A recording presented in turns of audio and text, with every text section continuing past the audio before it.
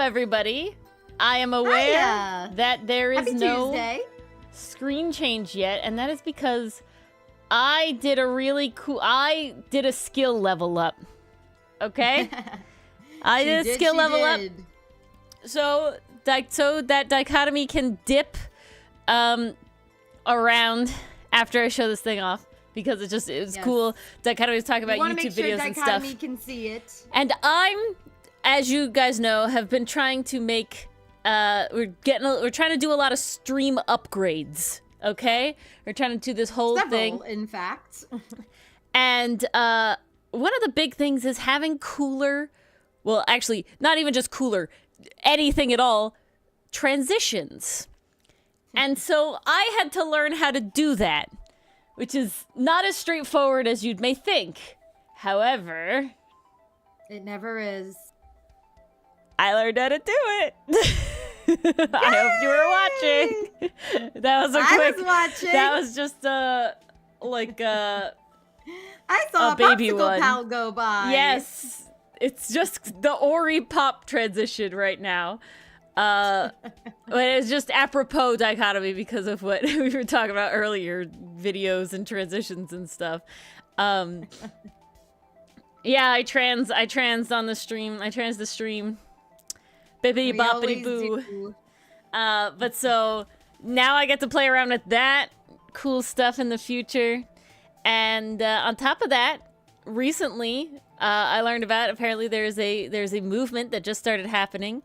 Where we're not VTubers, we're gonna be V-worlders. Because we're actually creating this whole lore with not only our characters, but the world. That honestly has me so excited. I'm very ready for that. So, lots of cool stuff happening there. Lots of cool stuff happening with that secret project that you guys may have been teased slightly about yesterday, but you still don't get any more information. But progress on that. Everything in due time. Lots of cool stuff. And you can see there's not an art scroll happening right now. And that is because we just posted our redirect for Ace Attorney Farewell My Turnabout, which is the final case of the second game. So that means we have we have 2 entire games to really show it off? Okay, here we go. Woo! Oh my god, there it goes. Woo! Oh, that comes back. Ah, look, it's me. I'm coming at you. Coming at you. Oh my god, we can go to this screen too. Whoa! Whoa! Go back. Whoa! Alright. Whoa! That literally just the thing I did in 2 seconds. We did also do the full case, the entire case for 2-1 that came out today. However, the bigger thing with the redirect is the fact that so I drew the cover for it, and those who were on stream Thursday knew that I only had a whip, but I finished it, and I just thought that it was kind of cool to look back at all the redirect covers I've made, because damn. They are very good. Been a while, and 2, you can really see the art improvement. Yes, Franz has been started, Baz. Franz has been started. She hasn't been finished because unfortunately there's been other more pressing art Ori's things. Definitely drawn Franz before. Yes, no. For the 17K follower award, reward thing. She's being drawn. She took a lot of time for me to decide on what fucking pose I wanted her to do. Yeah, it does, Canadian Lucifer. It does. Y'all never see it. Because it's just at the beginning. It's always so early. It's just at the beginning. And I don't like the looping thing. It's weird. But yes, let's look back. Definitely a personal preference. Will it be no, because Franz doesn't have that. So, Franz is not particularly she doesn't have a lot of personality in that way. Hello, Fetty. I'm glad your dentist went great. She's got personality in the other direction. But yes, so we could see Turnabout Sisters Your redirect. went well, Bass. Turnabout Samurai redirect. My goodness. There's so many redirects. I still am really happy with this one. Turnabout Goodbyes redirect. I do still think this one came out very, very good. Very good. I'm dual-wielding cameras and binoculars. And then, of course, we have Rise from the Ashes. Again, Emma is God's fucking favorite with 80 bajillion things, which is crazy every time. Emma's definitely someone's favorite on the Ace Attorney team. And then we have... So guys, these first ones were all based off the original title cards that they actually have. But then, the second game... But then we don't get They get lame-o title cards. No, they get title cards, but it's lame-o title cards. Fucking lame-o title cards. I don't count those as title cards. Title cards have to be eye-catching. I had to do this myself. So we get... Because Phoenix is the main boy. And then all of the title cards in the second game have this, like... It's more like comic panel-y or whatever.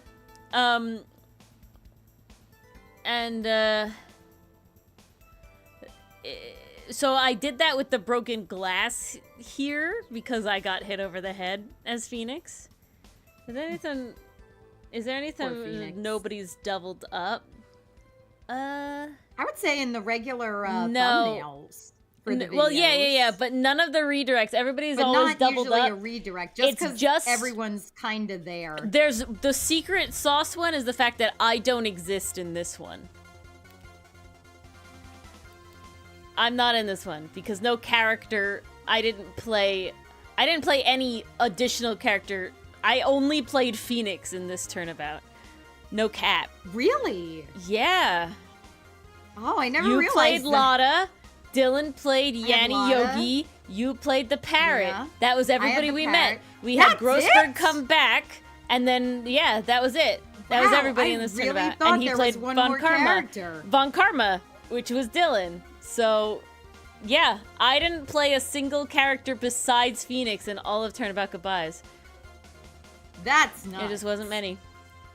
But yeah, we finally get Dylan as Winston Payne. And then we have this double up. This is actually Mars's Pearl, not Maya. You can tell by her color of her magatama, the color of her sash, and her non-existent hair beads. That's why she's Pearl Mars instead of... I'm Pearl here. Instead of Maya Mars. The Pearls variant of Mars. But then so we have the red threads. Everybody was yelling at me, "Oh, make it the Psyche locks, make it the No. This one was Pearl was the kind of all the strings led back to Pearl. No, the locks had to come later. No, it's the red string of fate. That's and then we have Francisca Dillon with the Say No Evil, Hear No Evil. It's more that the fact that I did this because Phoenix didn't want to talk about Edgeworth, and thus Maya couldn't hear about Edgeworth, and then Edgeworth Dillon in the back there into the circus tent, and these are all the wires and everything, as she takes her bow. And then, I will say, jump in quality. I'm very, very fucking proud of this one. Good night, Dichotomy. Yes. Good to see you. Pat, Glad you could pat see to everything. Sten. Yes. Oh, always pat to Sten. But yeah, here's the Psyche Lock one. And the Psyche Lock is actually Franz Dillon is holding the chains and Ori Phoenix is bound by the chains because of all of the stuff that happened. I'm trying not to spoilers. I'm dramatically facing away. Yeah, with two hands on your shoulders because you're unreachable. We couldn't get you. We couldn't reach you. A little tricky to see the hands. Maybe that's the brightness on my computer. They're that's the brightness there. On my computer. Okay, they're not supposed to be particularly visible. That was me. Franz is pissed. Yeah, she's mad at Edgeworth for doing all the shit. All the shit. It's a crazy time. But I'm very proud of this one. I feel like I had a big... The detail I really enjoyed this one, but I had such amazing. A really big skill jump, I think, between these two that are just crazy. How much time has it been between this redirect and the last one? Let's find out. 1, 2. I'm so curious. Bass, I'll never complain about bringing Franziska back. What would a future Franz design look like? I'm kind of imagining a longer skirt, like more of a pencil skirt type deal. About 4-ish months. Wow. Like 4 months and a week. Not half bad for 4 months. Which, yeah, honestly isn't terrible, to be completely honest. No, that's not terrible at all. What you talking about? Well, like, just the amount of time for, like, uploads and shit, you know? Understandable.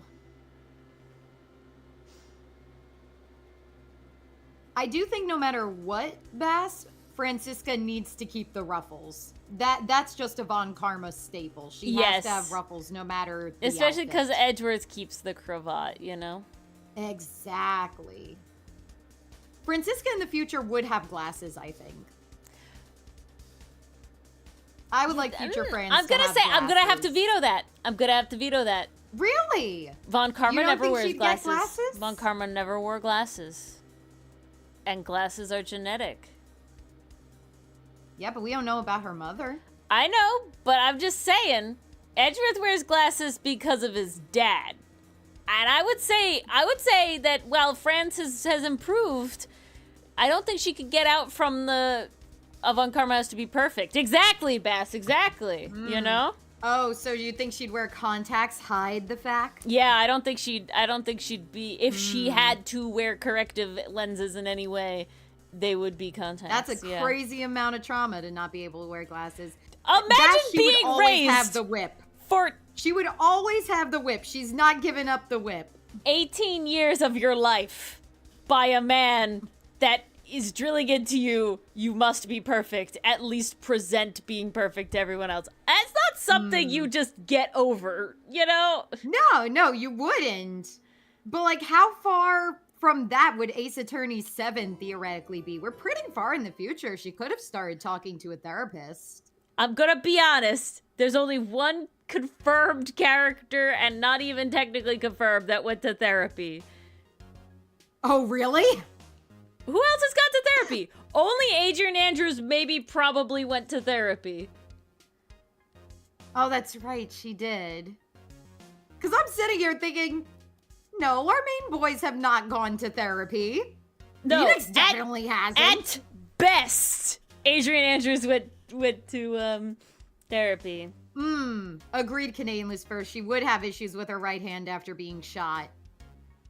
That could definitely be exacerbated as she gets older, for sure.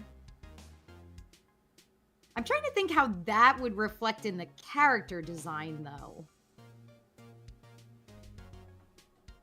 Yeah, exactly, Bass. Exactly.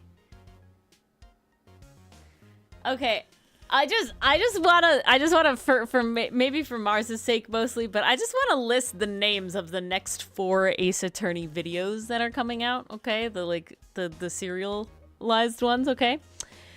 Just because they're beautiful. Hello, Lucy. Hi, Dee Dee. Friday's episode is called Goblin All the Way Down. Next week's episode is called... Okay, so we were losing our minds that night. Good to know. The Goblin Within. Okay, we were continuing to lose our minds. The episode after that is called Master Pop Theater. I have no friggin' idea. And the 4th one, which is all I have up to posted for members right now, is Spaberty! Yeah, I got nothing. I have no memory of that whatsoever. That one, the Spaberty one, I die laughing every time. Did Dylan take over the channel? No. No. What we can do tomorrow, though, is you could hear the 7.5 minutes of bloopers from the abridged. That would be lovely. Right after Witch Hat? Yeah, we could do that tomorrow, after Witch Hat. Because then you and I will have, business meeting. I hope to have thumbnails for business meeting. So hopefully Tally Marks 5 will have some thumbnails for business meeting. Nice. Because we need to get moving on that. Welcome. Hello, Jim. And hello, Allie. They'll be released eventually. For those who didn't see, look at my cool level up, okay? I've leveled up. I unlocked on the skill tree the next thing. You ready? Learned how to do a thing. Look at my thing. We'll look at stream. Beep. Oh my god. Oh my god, scene change. Whoa. Oh my god. Whoa. Oh my god. Whoa. It's a scene change. Whoa.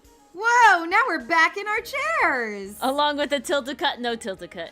We do have the blooper cut. The blooper cuts get the popsicle pals, okay? You know what? I might bring back the tilde solely to beat the AI allegations. What? There haven't been any allegations. I'm joking. Yeah, so as far as I know, AIs don't up. use tildes. Look at my level up. What was I gonna say? I brain jumped. I also wrote a script for the Paper Demon video. Ooh, nice. It's only up to the techno grade. Because I realize there's too much content. There have been a lot of stuff. And now we're gonna have even more because there's another quest open. Yeah, I'm basically gonna focus it around... Ruh-roh. Each boss, I think, will be. So if the Paper Demon video does okay, you could do it around maybe each boss, but you could also do it based on Gratitude Harbor, because it's a lot, but it's mostly the same thing, and that kind of involves the lore of the NPCs and stuff. So that could be a way to do it without getting so overwhelmed, because there's only so many NPCs. I'm not really overwhelmed. It's just long videos, you know? I'm just going through Flair's, thing. I'm not making, really new art or anything for it. Ah, gotcha. Yeah, no. It's like what my March Hotel video was. Where it's this is my experience with Paper Demon. And that sort of thing. Oof. Condolences, Allie. Condolences. Yep. Okay. Allie, I had this realization the other day. Mars plays... the main characters that return all the fucking time. Mars voices Old Bag. Mars voices Larry. Mars voices Lotta. I was I don't think we've had any other reoccurring characters since. We have... Will Powers reoccurs, but that's a Dylan character. Yes, we did have... I'm not going to say it because Allie hasn't gotten there yet, but Mars, there is one other character that came back in Investigations, too. Oh, well, I know that one. Oh. Yeah. Yes. Yeah. Yeah. Which, again, is also Mars. So, That's crazy, Allie. You also voice those characters? And then some. What was I gonna say? I blanked. I blurbed. Oh no. I blurbed. It's gone. My brain... I don't know what happened. Ah, that's the Tuesday brain for you. Should we help that brain by doing word of the day? Or should we save that? We can do word of the day. I don't think we did words of the day last week at all. I don't think we did. Some of them get kind of boring. I feel like sometimes I'm these are not interesting. It's sometimes we strike gold with those, and other days it's just kind of eh. That one's fine. We all know that word.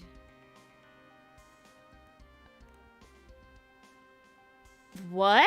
But I figure you need to boot up your brain. I gotta boot up my brain. Okay, some of these are funky. Oh, really? What's the last one we did? We did undulate. We did undulate. We did that. We did undulate. That sounds familiar. I think we did zany. We had to. Or even skip that one, because we know what zany Yeah, is. okay. Here we go. We're going back a bit far. Dross. Something referred to as dross is of low value or quality. Dross may also be used as a technical term to refer to unwanted material that has been removed from a mineral to make it better. Ooh. Dross has been a part of the English language since Anglo-Saxon times. It comes from the Old English word dross, meaning dregs, those solid materials that fall to the bottom of a container full of liquid, such as coffee or wine. Well, dross today is used to refer to anything of low value or quality. Its earliest use is technical. Dross is a metallurgy term referring to the solid scum that forms on the surface of a metal when it is molten or melting. Remove the dross to improve the metal. The metallurgical sense of the word is often hinted at in its general use, with the dross set in contrast to gold, as when 19th century British poet Christina Rossetti wrote, "Besides those days were golden days, whilst these are days of dross." I'll have to work that one into my writing. You didn't know the metallurgy one? Okay, I'm gonna skip fiscal. I feel like we know what fiscal is. Yeah, we know that one. I don't know this one, so we'll do this one. Cadge. To cadge something is to persuade someone to give it to you for free. Cadge can also mean to take, use, or borrow something without acknowledgement. So specifically to borrow without asking. That's called stealing. No, it's not. It is not called stealing. If you have the intent to give it back, it is not stealing. Legally.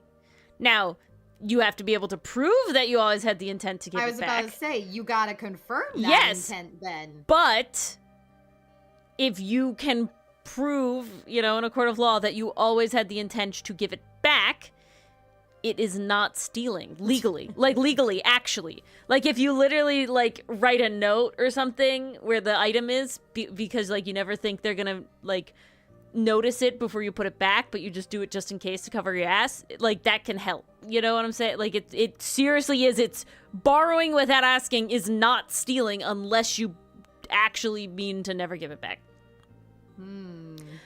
Long ago, peddlers traveled like a loophole, but okay. the British countryside, each with a pack horse or horse and cart, first carrying produce from rural farms to town markets, then returning with small wares to sell to country folk. The Middle English word for such traders was a cadger. Scottish dialects referred to them as a cadger. Scottish dialects referred to them as cadgers. The verb cadge was created as a back formation of cadger, which is to say it was formed by the removal of the suffix. At its most general, cadger meant carrier, and the verb cadge meant to carry. More specifically, the verb meant to go about as a cadger or peddler. By the 1800s, it was used when someone who posed as a peddler turned out to be more of a beggar, from which arose the present-day use of the verb cadge for the action of trying to get something for free by persuading or imposing on another person.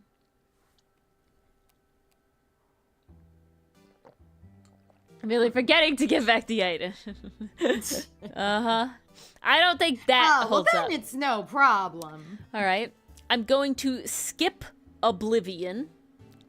I'm also going to skip genteel and shenanigans. I'm going to skip fawn. But I am going to do adroit. Adroit. Adroit. Adroit describes someone or something that has or shows skill, cleverness, or resourcefulness in handling situations. The meaning and history of adroit is straightforward, so we'll get right to the point.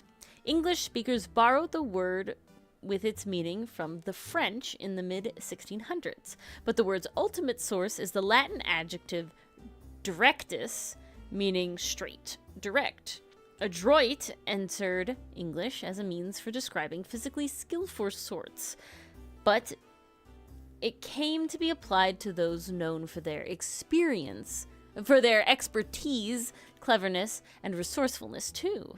Today, adroit most often describes things people do especially well. We marveled at how adroit the puppeteers were, the marionettes responding to each precise shift of their hands, each flick of their wrists. Okay, I think we can skip wiseacre. What do we think? Yeah, we could definitely skip that one. I'm gonna skip verdant. But I am going to do this one because it's interesting. Cotton. Cotton, the verb, is used with on or on to mean to begin to understand something, to catch on. Cotton, used with to alone, means to begin to like something or someone. Yeah, it's a good one, Bass. I just knew it. The noun cotton. We try to pick ones that are unique. From the Arabic word cotton or ktun, first appeared in English in the 14th century. The substance and the word that named it were soon both culturally prominent. So English did a very English thing to do. It created a verb from the noun. By the late 15th century, cotton could mean to form a fuzzy or downy surface on cloth. This verb's sense, as well as other cotton-related verb meanings, is a lexical dust bunny at this point. But our modern day uses spun from it. By the mid-16th century, cotton could mean to go on prosperously, to develop well, to succeed. The metaphor is not difficult to see, as cotton cloth with a nice nap has indeed developed well. By the early 17th century, the verb had shifted again, and cottoning was, as it still often is, about taking a liking to someone or something. It wasn't until the early 20th century that someone who cottoned to or onto something had come to understand it. So now, where does this fit with caught on? Because if I cottoned to something, right? I cotton on to something. Definitely sounds like then we got to I caught on to something. Caught on to something. And then we get from when did caught that on. transition come about? I need to look up caught on etymology. Bass, if there are no spoilers, I will happily read Lang Werewolf AUs. Oh yeah. Please do send.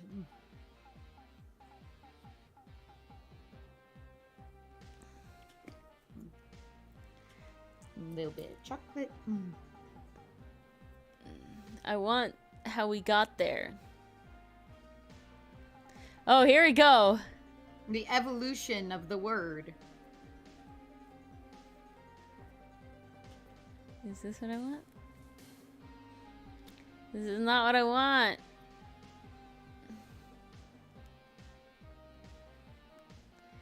Have A5 stuff? No. All right. No. I can't do it. Ah, rats. Oh.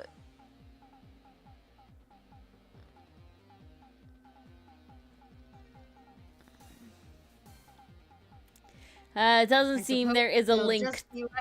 It doesn't seem there's a link. It just seems to be that it just happened that way. All right. And then we'll finish with today's. It had to come for that though. There's no way it didn't. No, it doesn't seem to. It seems they just went, convergent evolution sort of thing. I will say, cotton on to something sounds much more bleh in my mouth because the on noise is terrible. There's more syllables. Well, I'm cotton on doesn't to flow something right. instead of I'm I caught cotton on on. to something is like it just feels better. And that's I'm probably cotton why they on. simplified it. If I had to guess, people were leaving off that ending, that on ending, for the reason you said. Maybe. And then it just evolved from there. That would be my guess. But our last word A lot of the reason is we have the words we have is because people just got lazy. With the yeah. I mean, goodbye. with the longer versions. Right? Exactly. It was supposed to be God be with I think you. God be with you. Yeah. Yeah, God be with you. And then we just shortened it to goodbye because that's less amount to say. Well, I think it was God be, and then it was like something, yeah, and it like just smooshed around.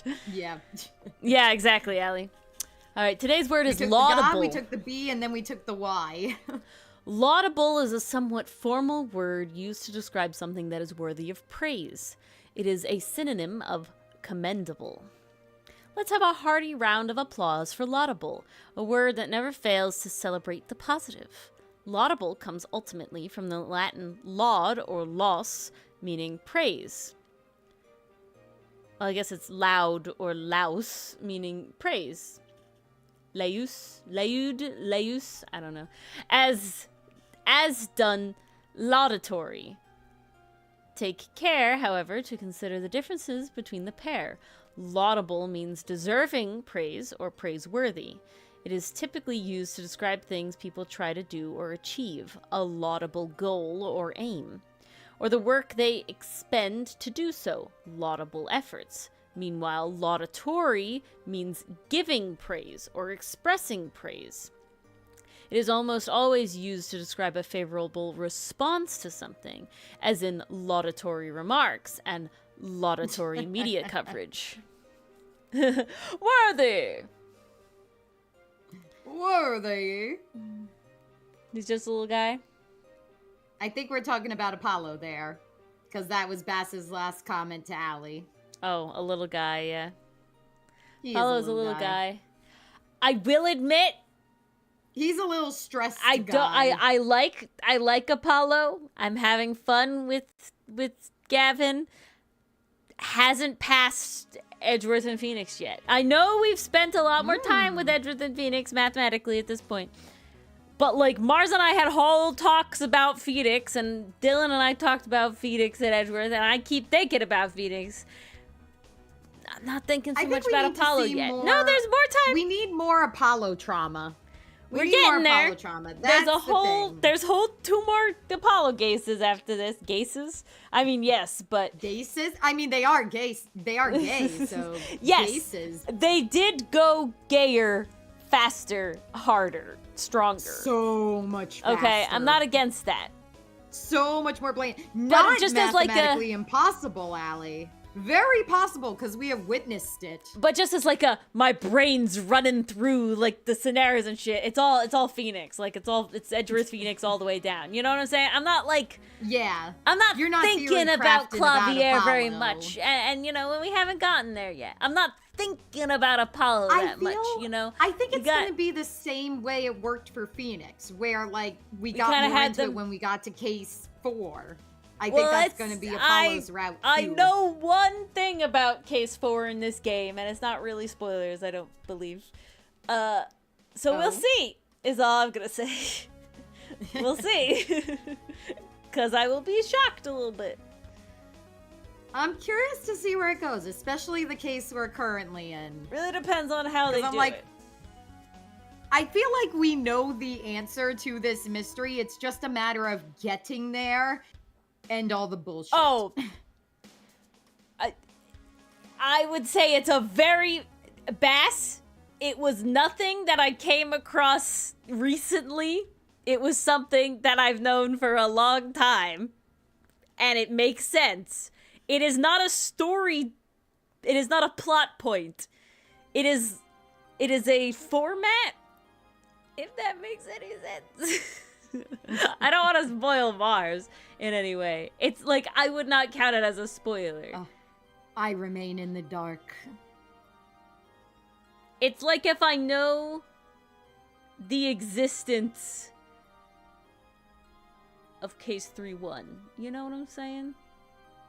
That's as much as I know. Okay. Yes, Capallo is very fast and hard. Jesus Christ. Don't say that in front of Dylan. Apollo already be sweating in that defense attorney's stand. Poor boy. Yes.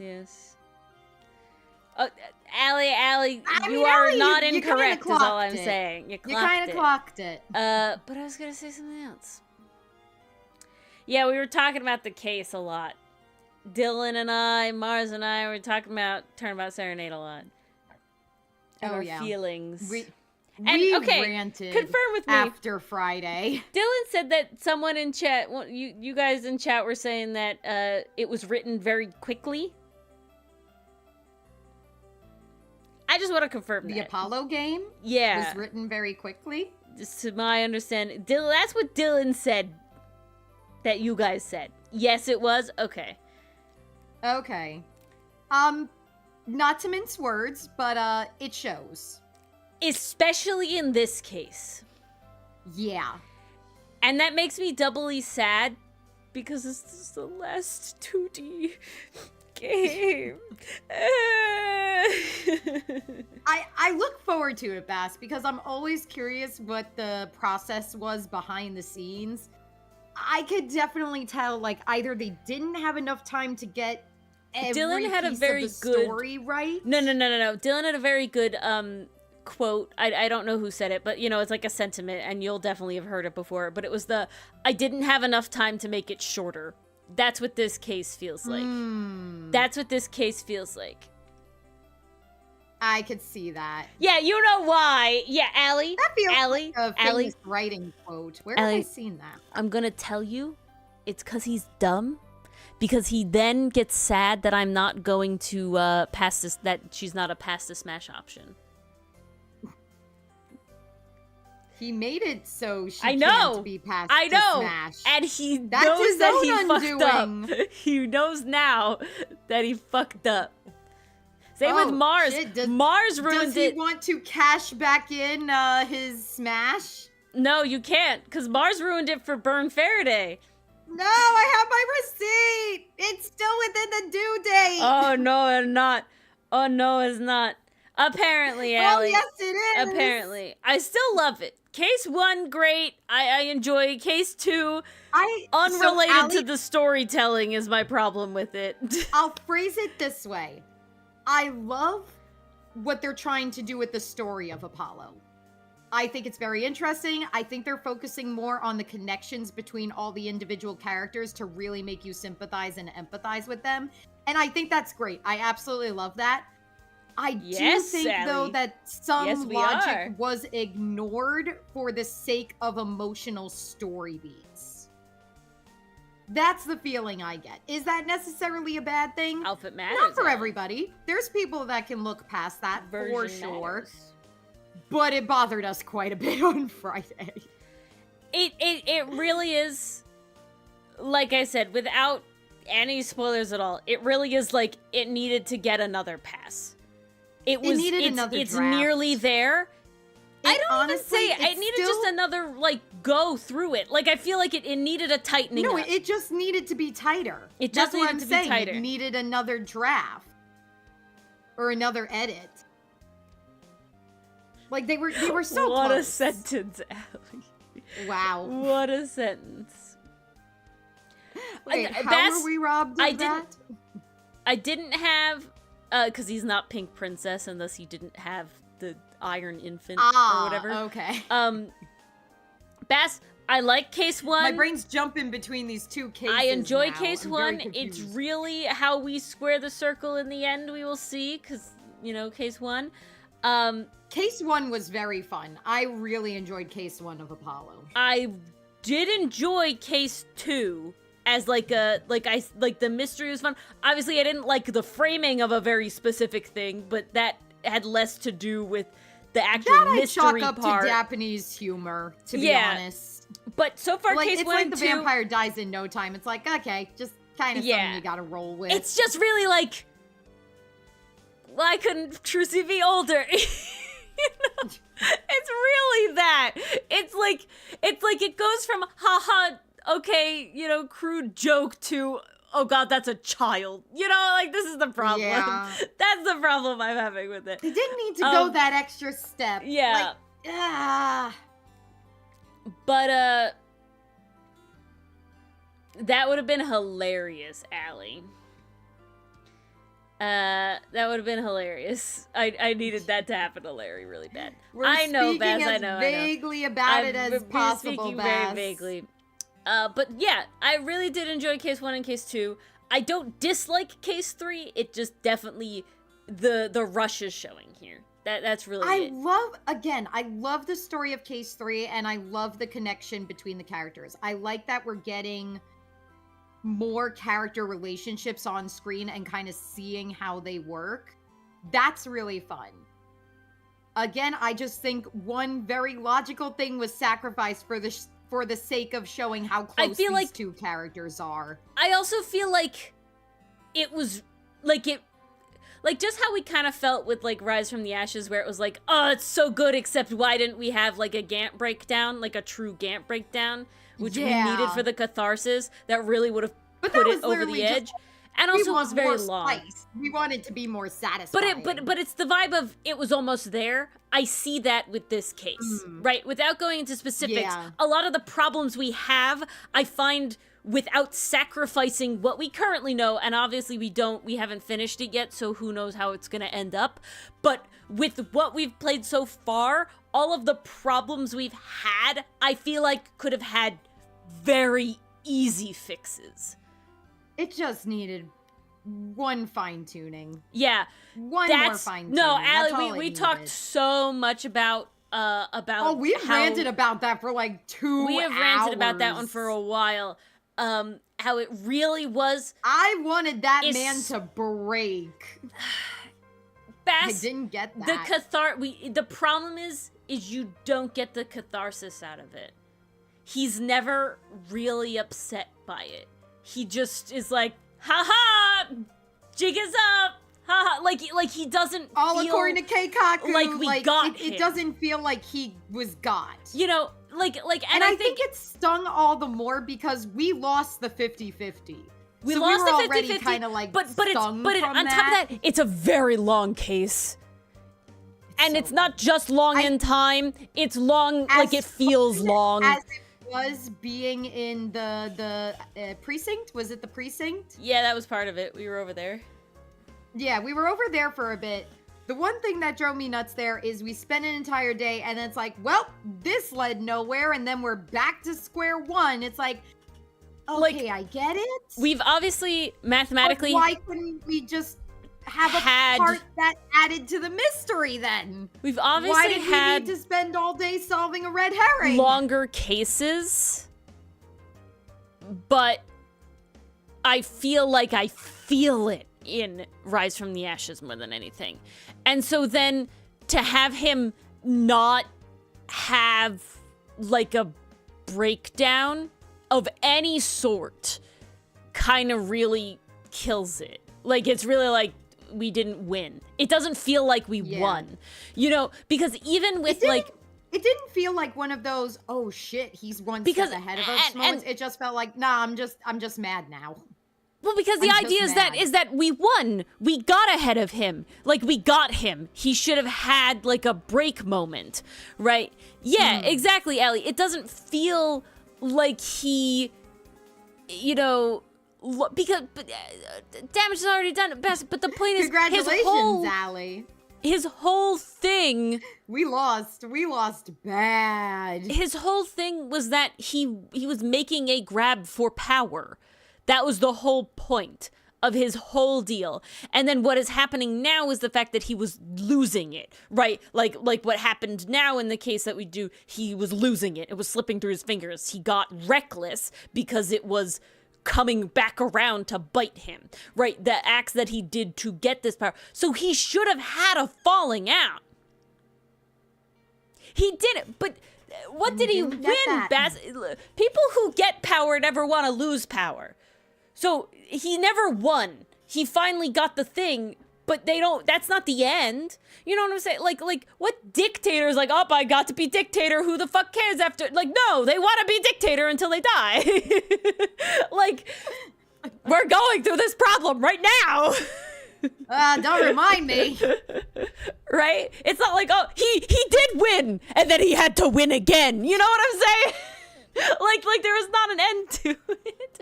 And I just feel like, especially after Von Karma, right? Who they're Von very Karma had a very memorable breakdown. they're very parallel stories, right? They're very parallel stories, and yet Von Karma had this massive breakdown, and Gant had nothing. There's just no catharsis to it. There's just no catharsis. And I feel like saying, like, it fit his character. We've had a lot of conniving, scheming characters that have had breakdowns. Like every other one. I will not name them because, like, you know, some of them Allie hasn't seen. It could be a case of they tried something different and it just didn't every land. single other character that had this kind of mastermind to them, right? This mastermind element to them had a massive breakdown. And I feel like the fact that Gant didn't, I almost said Gant Dylan, I don't know. That Gant didn't just feels so hollow. It really, like, makes it so that it's kind of,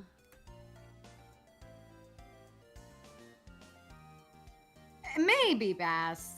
I just feel like in the moment we needed something more satisfying. The other problem I have with it is that he goes from freaking out, sweating, being electrocuted, and being upset, and then suddenly laughs hysterically. And it's not even a new one. It's the same laugh we've seen. Like, I don't know. Maybe you could have done a similar thing, and if he just had a new, more hysterical laugh, right? Like just something that now you might be talking about storage limits. See, that's funny you mentioned that, Bass, because to me it's like you're working toward the breakdown. To me, that is the goal. The crazy breakdown is what your is it reward for you, then? For doing it right. If the mysteries, if you don't find that's that why the they mysteries... keep one-upping themselves with the animations and pulling out crazier and crazier ones. Yeah, that is I'm your just so reward curious for doing the cave. If I remember correctly, you don't find the mysteries to be that intriguing it is either. about the breakdown. So what is it for? Like, don't get me wrong, I enjoy the character and story of Ace Attorney, but I would not say that is its, like, that is secondary to the games, in my opinion. That is like a bonus. Allie, and then also, because from a catharsis angle, it is so satisfying Allie. to see this man who prides himself on being perfect and presenting the image to break down and freak out and lose all composure. That is the reward. That is the reward for doing it. Is seeing this man who has been mentally torturing you the whole game, mostly through Edgeworth, because you've been facing off against him.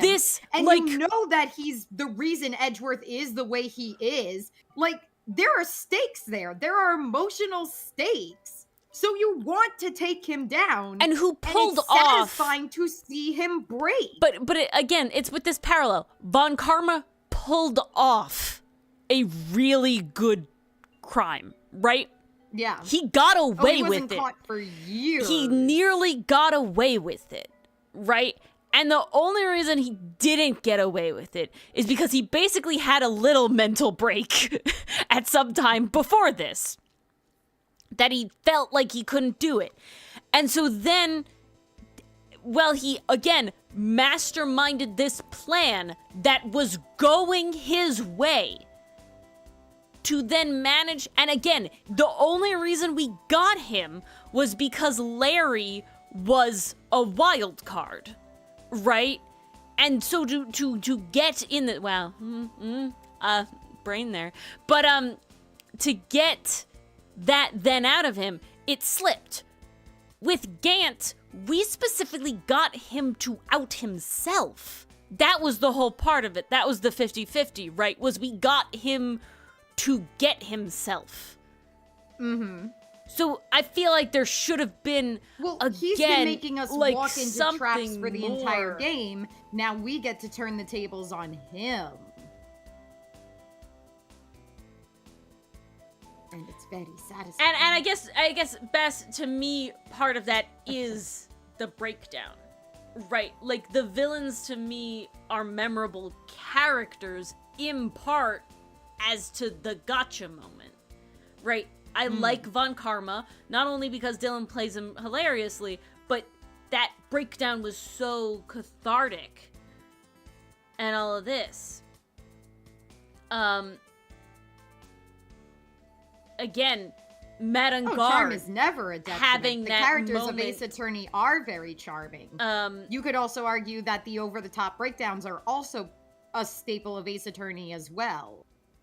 I would say 100% they're stable. That's the point. And for Gant to not have one like that, I feel just really is like, we did all this for nothing.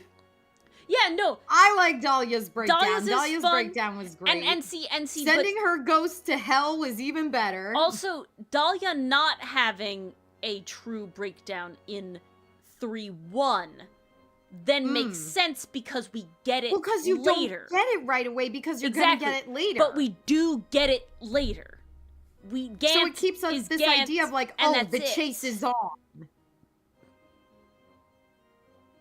Yeah. Gant is Gant and that's it. Mm-hmm. Yeah, I don't want 3D. I hate 3D. I don't want the 3D. I don't actually hate 3D. 3D can be done very well. I don't hate 3D. But I don't like it as a cop-out. I like the charm of the 2D models. And I'm curious to see like how they'll take advantage of the 3D in terms of the animations on the stand, in terms of like how fluid it is.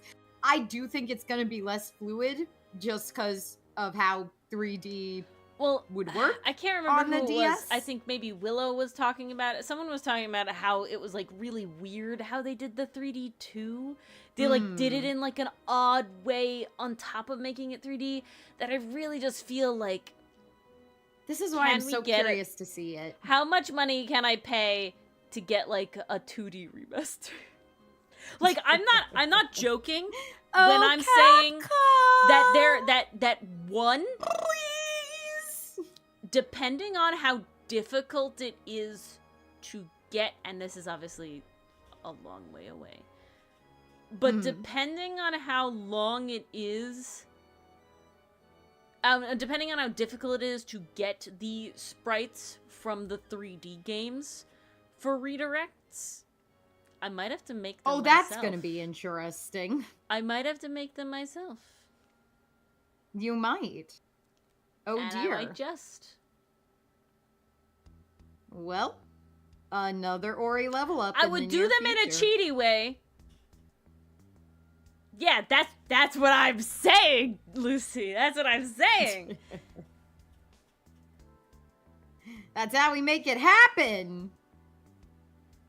Woo! G. Vasquez, really unmemorable to me. I don't remember hers at all. I don't remember her breakdown. I don't remember her breakdown at all. I mean, I remember her sweating on the stand. Yeah, I remember her sweating. I don't remember her breakdown at all. Fine, I'll do it myself. No, I mean... No, that's literally Allie, Ori. That has been me the whole time. Ori needs VTuber model? Fine, I'll do it myself. I also realized I did a stupid here. So we have to fix that. Continuity error. Oh no! Oops. It's certainly easier with the new page format, though, and we'll admit. She breaks her pipe and accepts defeat. Ah, okay. I had no memory of that. Yep, no recollection. I'm here. I actually, like, honestly, one of my favorite things about Ace Attorney is the theatrics. So not having the theatrics kind of Not having hurts. a theatric feels out of place. Yeah. It's like, I feel like a charm here. of Ace Attorney is being over the top, and then when something is not over the top, it stands out. And that's Gant's non-breakdown to me. It's not over the top, and thus it's not what I wanted. You know? What's fascinating about that is it's memorable in how not memorable it is. It's memorable in how disappointed I was. That's how it's memorable. That's seriously it, though. It's memorable because I remember being disappointed. I remember being saddened. You know, that was the whole thing. I remember the potential of Gant. Like, it was Exactly. there. Same player. That's where I keep my Pathfinder notes. I will never forget how to use my spear again. Or my staff again. I'm glad you found it, Flair, because that would have been rough losing your notebook there. My goodness. Oh. Whew.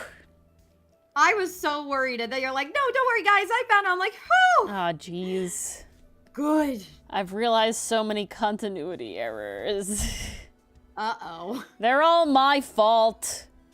What continuity errors? Not having his shirt, like, unbuttoned more. Oh, open. And, and having his his badge. Yeah. Right, that's supposed to be ripped off. It's been ripped off.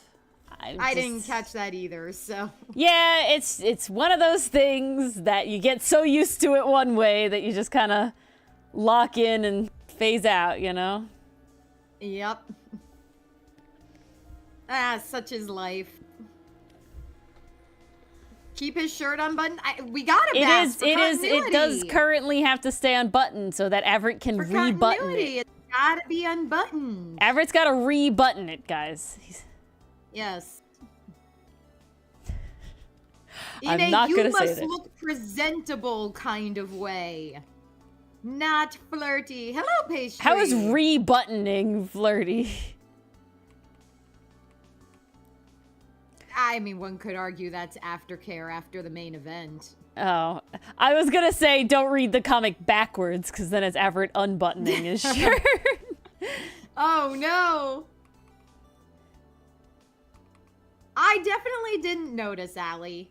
That's the funny thing about art, is you could make a little error and 70% of people just will not notice. I'd even bump that up to 90% of people will not notice. Yeah, also, I'm very, like, ready to ignore shit like that, because I understand how, like, annoying that is. So, like, when things, like, point out, like, continuity errors and whatever, I'm just like, yeah, but it doesn't, like, it's on screen for, like, 2 seconds. Anything. Like, we have a consistent weird continuity error that happens solely because I did not keep good track and I was lazy and it didn't really matter. I literally don't think anyone would notice because it doesn't matter right now. Yeah. Maybe will I go back and fix it, you know, before we release a printed Published version? Probably. version? Maybe. Really depends. But that would be the only time. Time is a huge factor here.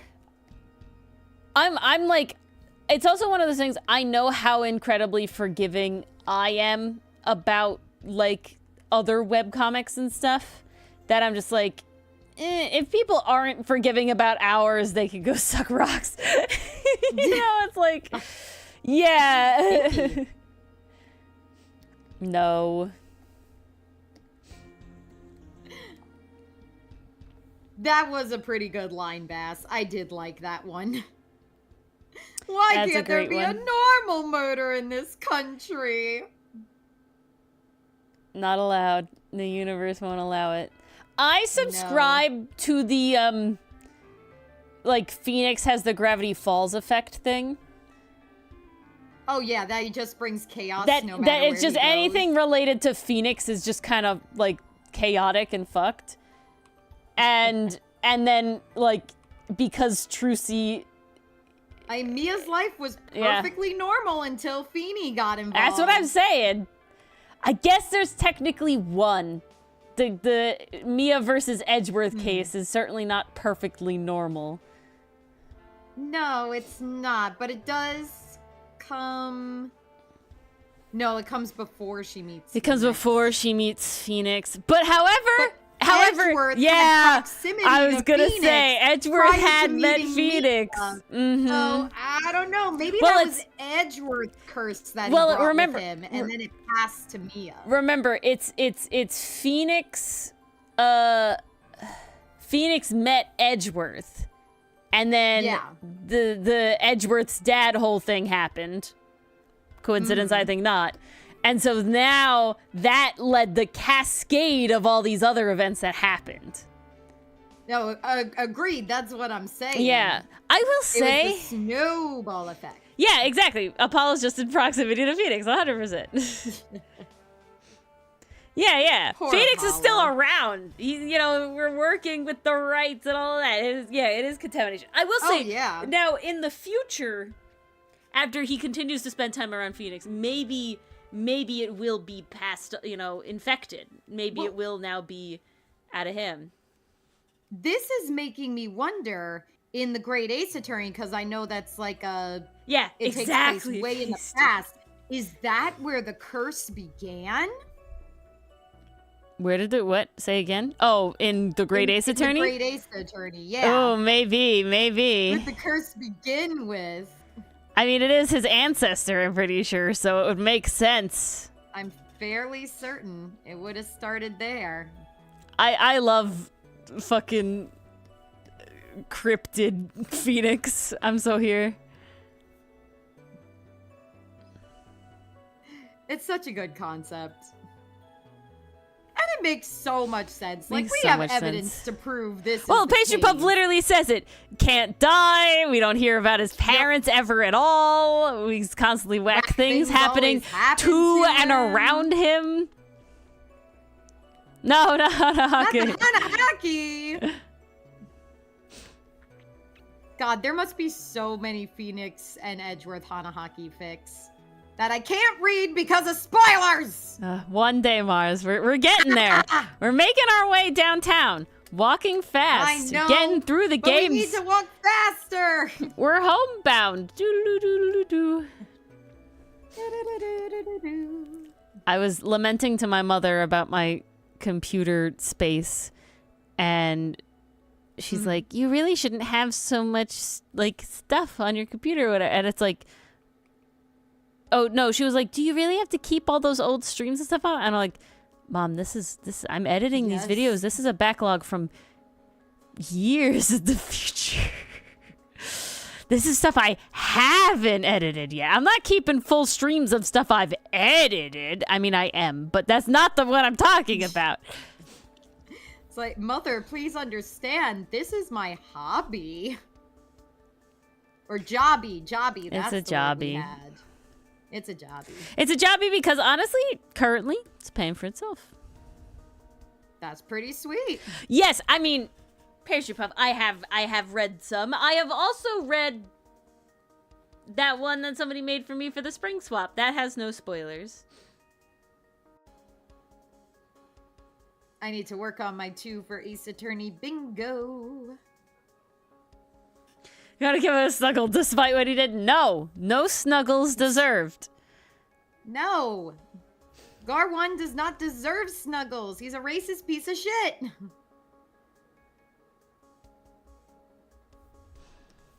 He's terrible.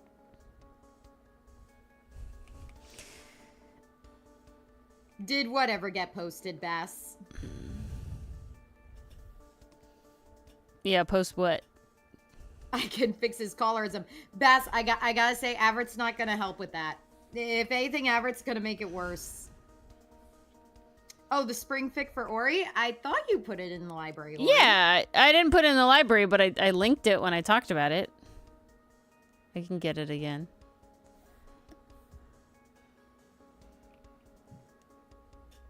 Bass is going to fix... Good luck, Bass. It's gonna take a lot to fix Gar1. This is very, socially and culturally ingrained right now. The only time I could see Gar1 coming back is at the very, very end of the series in the background in a curtain call type ending. Where we see where everyone is and what they're doing. He's still here, doing the same job.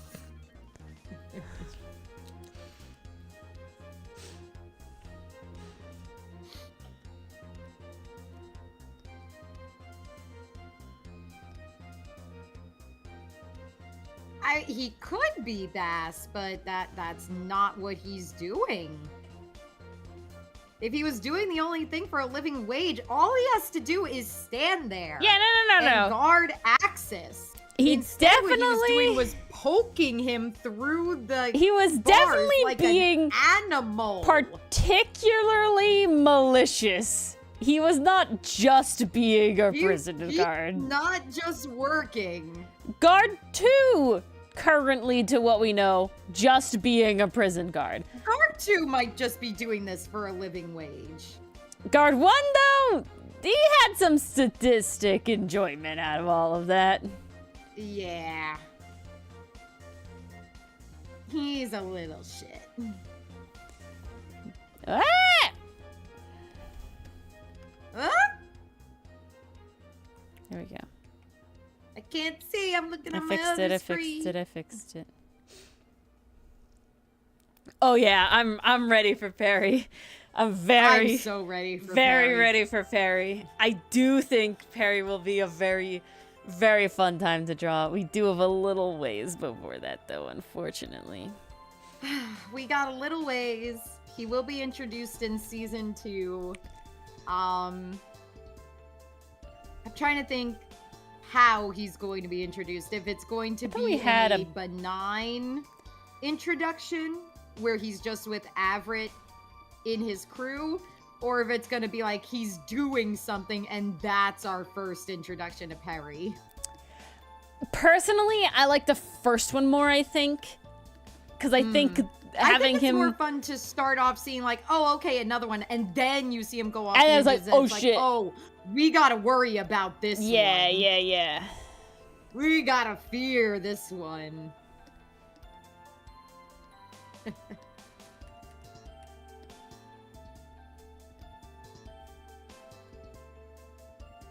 Cunning is a strong word for Perry. I feel like brutal is best suited.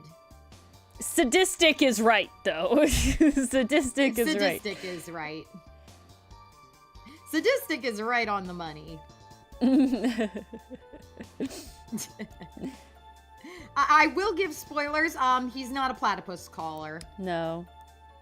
Not a platypus caller. 'Tis human.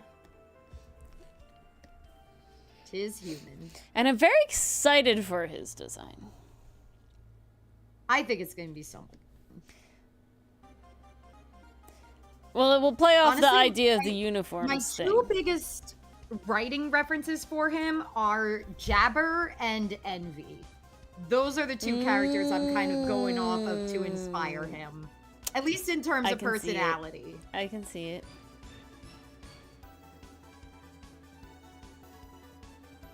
I see Jabber, I see Envy. I'm kind of pulling a little bit of Mahito from Jujutsu Kaisen because he had a little bit of a sadistic streak about him. Definitely, and he definitely had fun while doing it, so I'm like, yeah, that's another in the mix. So that's Jabber, Mahito, Envy. The only crazy I can think of from Demon Slayer is Doma, but his brand of crazy is different. He's got like, Doma's more regal crazy than like down and dirty crazy. You get the difference? I hope that makes sense. I hope that makes sense. I definitely envision him more of a down and dirty sadistic than a regal sadistic. And Perry is actually older than Avrit, younger than Saiga. That's where he is in the lineup of age. So he's like 30s. Oh, he does relish in his chaos. Oh yeah. There's some very cool moments to play around with because there's some interesting parallels and examples to draw. Not as much parallels, more like foil is not the word I want either. Comparisons to make between a bunch of the between Perry and some other characters. Well, what we do is Milano has his crew and his people who support him. Avert has his crew and his people who support him. So you could kind of make little connections between the two and kind of see, oh, who's the opposite of who. Now, I will say it's not entirely one-to-one. Like, there is no perfect matchup. But you can certainly look for those parallels. I'd say it's more so the structure of their crew that parallels each other. Not so much like who each person is, more so in terms of just like how Averett structured his crew to mirror Milano's. Looking couch? Ooh, what be in the couch? A new chair! What? Hold the phone. Mason, I think I'm sitting in the exact same chair. I think I have the exact same chair. That's so funny. I had to stand up and check. Wait, hang on. I'll take a picture. Please ignore all the stuff. It is an old chair.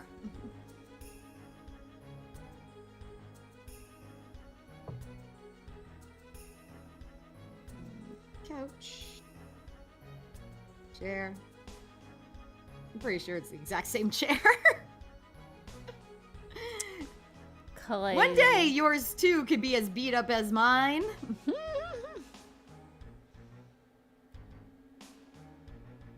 It's a pretty good chair, though. I do like it more than my old one. It actually has. I just gotta move my heating pad for my toes again. Yeah, it got friggin' cold again. What the hell? I'm tired of this cold, Grandpa. I want it to be spring. Change. I know, I hate it. It's gonna be interesting, Bass. Because remember, Perry has Onyx and Andy in his service as well. So he's got lackeys of his own. He's got lackeys of his own. Because he's technically one of Averett's lackeys. Technically, Perry and Saiga he'll never admit as much. Are Averett's Onyx and Andy. Technically. Oof. I feel that, Allie. My dorm room was always cold. They never turned on the heat until as late in the season as possible. And then when it started getting hot out, they never turned on the AC in the dorms until as late as possible. And I was Fans out here. And heaters were the only way to survive. My dorm, I had the thermostat. Because I had new construction. We didn't get that. My dorm was built in 2011. Actually, let me correct that. We didn't have that in our first 3 years because we were in an older building. When we moved into the suites, that's when we got the upgrade. And oh, it was so good. Yeah, my dorm I can't believe I only spent a semester in that suite. Was built in 2011 for the 100th year anniversary of my college. And so that meant that it was all new construction. And every unit had it's the only dorm, it is still the only dorm building on our campus. So. Dee Dee, you're just going with your own fanfic over there. It reads very nicely. Dee Dee ships guard Averwan real hard. Perry, I don't suffer from any mental disorders. I am the best at them.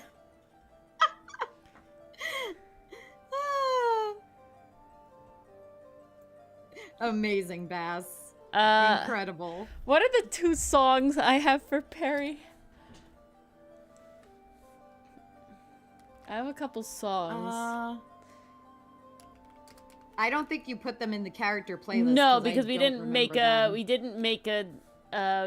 Perry Amazon playlist. I was just gonna name them. No, we didn't. I just have to get there. The chair doesn't lean as far back, Mason. Nice. You gotta have that 90-degree angle. That's the best for your back. Ooh, what songs are you considering, Bass? I have 3 I'm so curious. listed down for him. These have not been explicitly vetted by Mars, unlike the character playlists we made before. But currently I have Living Legend by Club Danger, Appetite for Destruction by Vo Williams, and Enemies by The Score.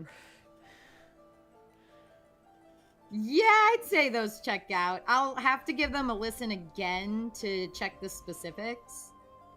But if I remember the vibes of the second one you mentioned, that feels right.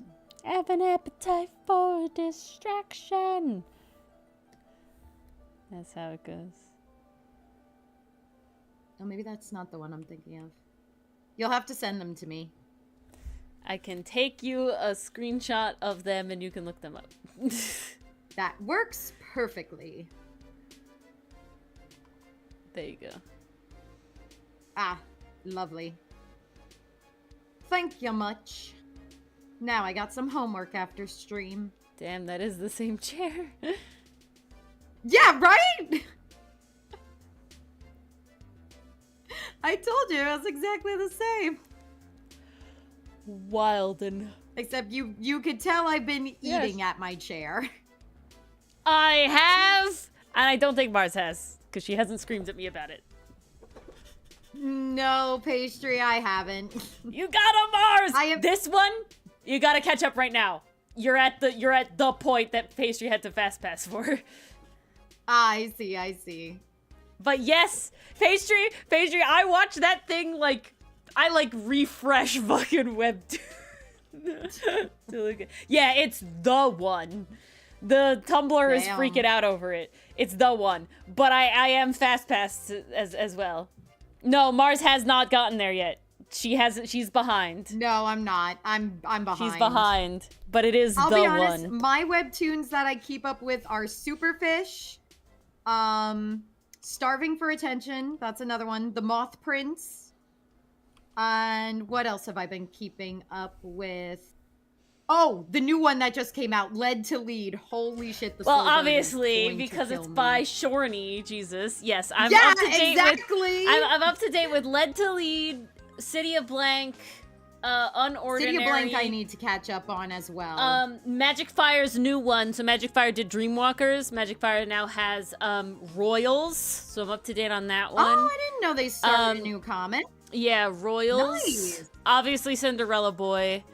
Oh, Reeds. Can't forget Yes, Reeds. up to date on Reeds. Hell yeah. Oh, Change Your Story. That's the other one I love. I'm not up to date on that. No, Change Your Story is so God, good. there's other I ones. love Why that am I one. blanking on? Not So Silent. Starcatcher. Not So Silent. I did fall a little behind on Osora. I'm up to date I on gotta catch up with that Osora. one. I'm up to date on Osora. Oh, and Starcatcher. Yeah, that's another Starcatcher. favorite. Love Starcatcher. I think that's all mine. Castle Swimmer hasn't come back yet, so. No, it Don't need hasn't. to But be now's a updated really on good that time one. to catch up. Yeah. Actually, I got my. my volume 3 of Castle Swimmer in the mail last week, so I was like, Yeah. yay! We also got our volume 3s of Phantom Busters. Yes! Excite. I'm so excited. I also got apparently Sir Cameron Needs to Die. I'm so hyped. here. Please start reading. I have to finish Heavenly Tyrant first. I need you to yell. I want to yell about it to somebody who knows. I want to yell about it too.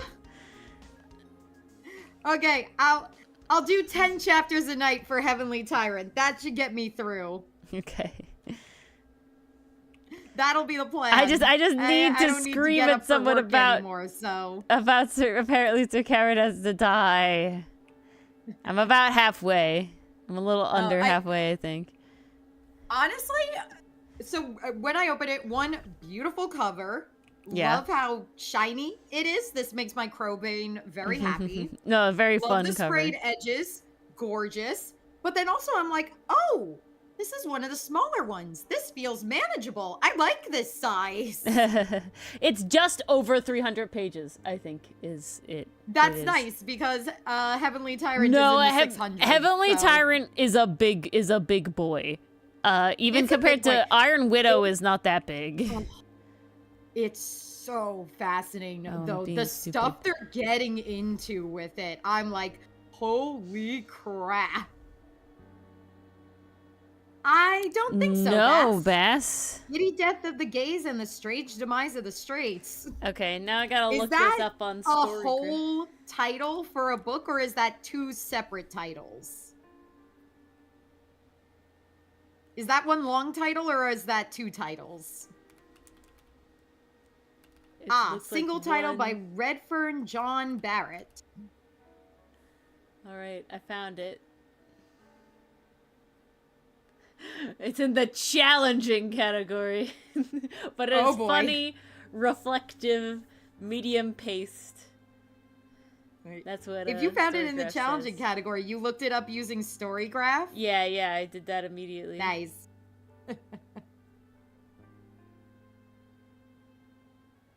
Oh, yeah, that popped up immediately. Yeah. Medium paced isn't bad. I can live with medium I don't know how to paced. feel with lovable characters. Yes, and complicated are fighting. Flaws of characters a main focus. 75% said yes. Yeah. Ooh, okay.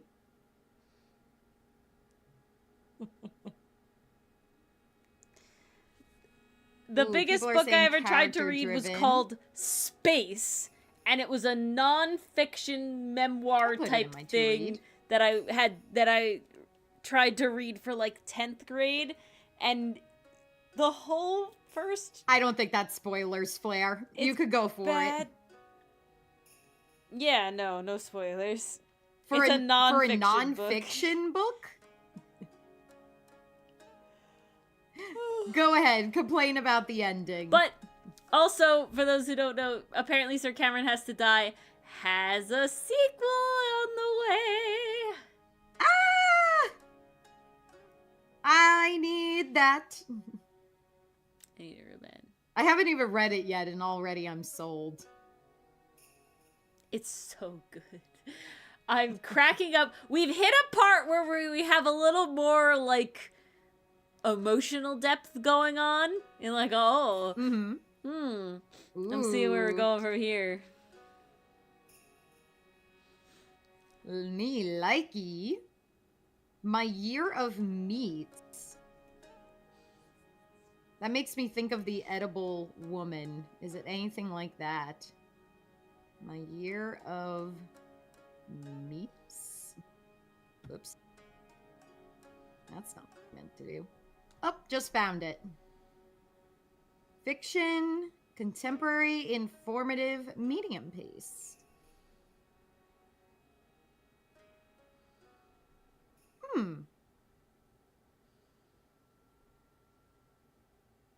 Lovable characters. 69% said yes, 26% said it's complicated. That always makes me laugh. History of English Like- slang. Ooh. Ooh. Vulgar tongues. That sounds interesting.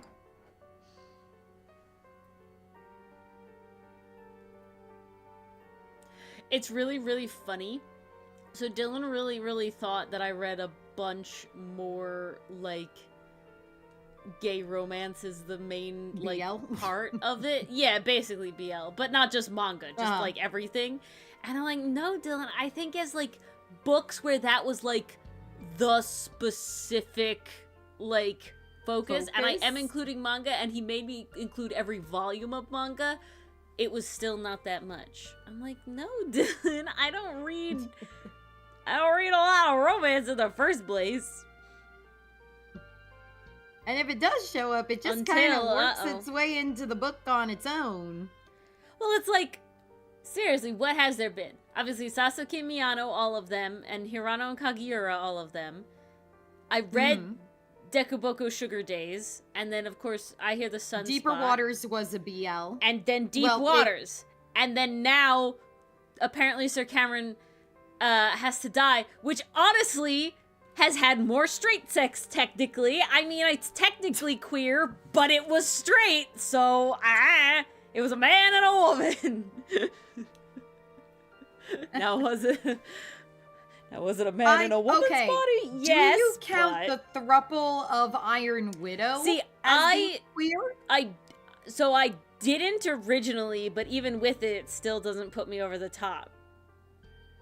Because that's not like, it's like kind of a focus, but it's certainly not like a you BL. did read all of the I Hear the Sun Spots. That's another one. Yeah, I said that already. Oh, I didn't hear that. I said I Hear the Sunspot. For manga-wise, it's been I Hear the Sunspot, Sasuke Miyano, Hirano Kagiura, and the one volume of Dekuboko Sugar Days. And then it's more, I really want plot like outside it a lot of the times. That's like, Iron Widow's really good. I love the relationship that happens in Iron Widow, but it is not a book about that relationship, if that makes any sense. Yeah. Right? Same with like, I love Kim Possible and Ron. The relationship in that book is more of a garnish to everything else going on. Exactly. Versus in Deeper Waters, it ends up being a whole, it is all about that. Going into that, which I didn't mind. It was fine, but it certainly, and see, this is interesting. Well, Tress in the Emerald Sea is technically about a woman trying to get her fiance or would-be fiance back. I would not call it a romance because it's not about. I wouldn't call it a romance either. You know, that is too much happening around it. Well, that's the thing that pushes her on her adventure, and the reason she's doing the adventure, the inciting incident, and her internal motivation. It is not the crux of the story to be a romance. And I will also say, Bess, romance has gotten a bad rap, especially mostly straight romance. So when you say you don't like romance, it's mostly straight romance. Because it's just done bad. The number of people I see commenting saying, I hate reading straight romance, but give me a gay romance, but it's also all about it. If that gay romance could also just be like one of them's bi, and then it's still like hetero passing. But just the second there's like an LGBTQIA lens to it, suddenly they're healthy. But also, I feel like the writers behind those particular stories are actually working for the relationship. Yeah, because there's 100%. also we know there's this belief of guy, girl, well, it's inevitable. So some writers don't put the effort into writing that 100%. relationship. Whereas with I just find people who are writing about queer or gay stories put more effort into making the relationship, an actual relationship. Yeah. Because don't get me wrong, I love Kim and Ron, and I don't think either of them are anything but straight, I never had any headcanons on that. But it's actually written like a fun relationship. Yeah, Kim and Ron are the good ones. That's half the difference. One more.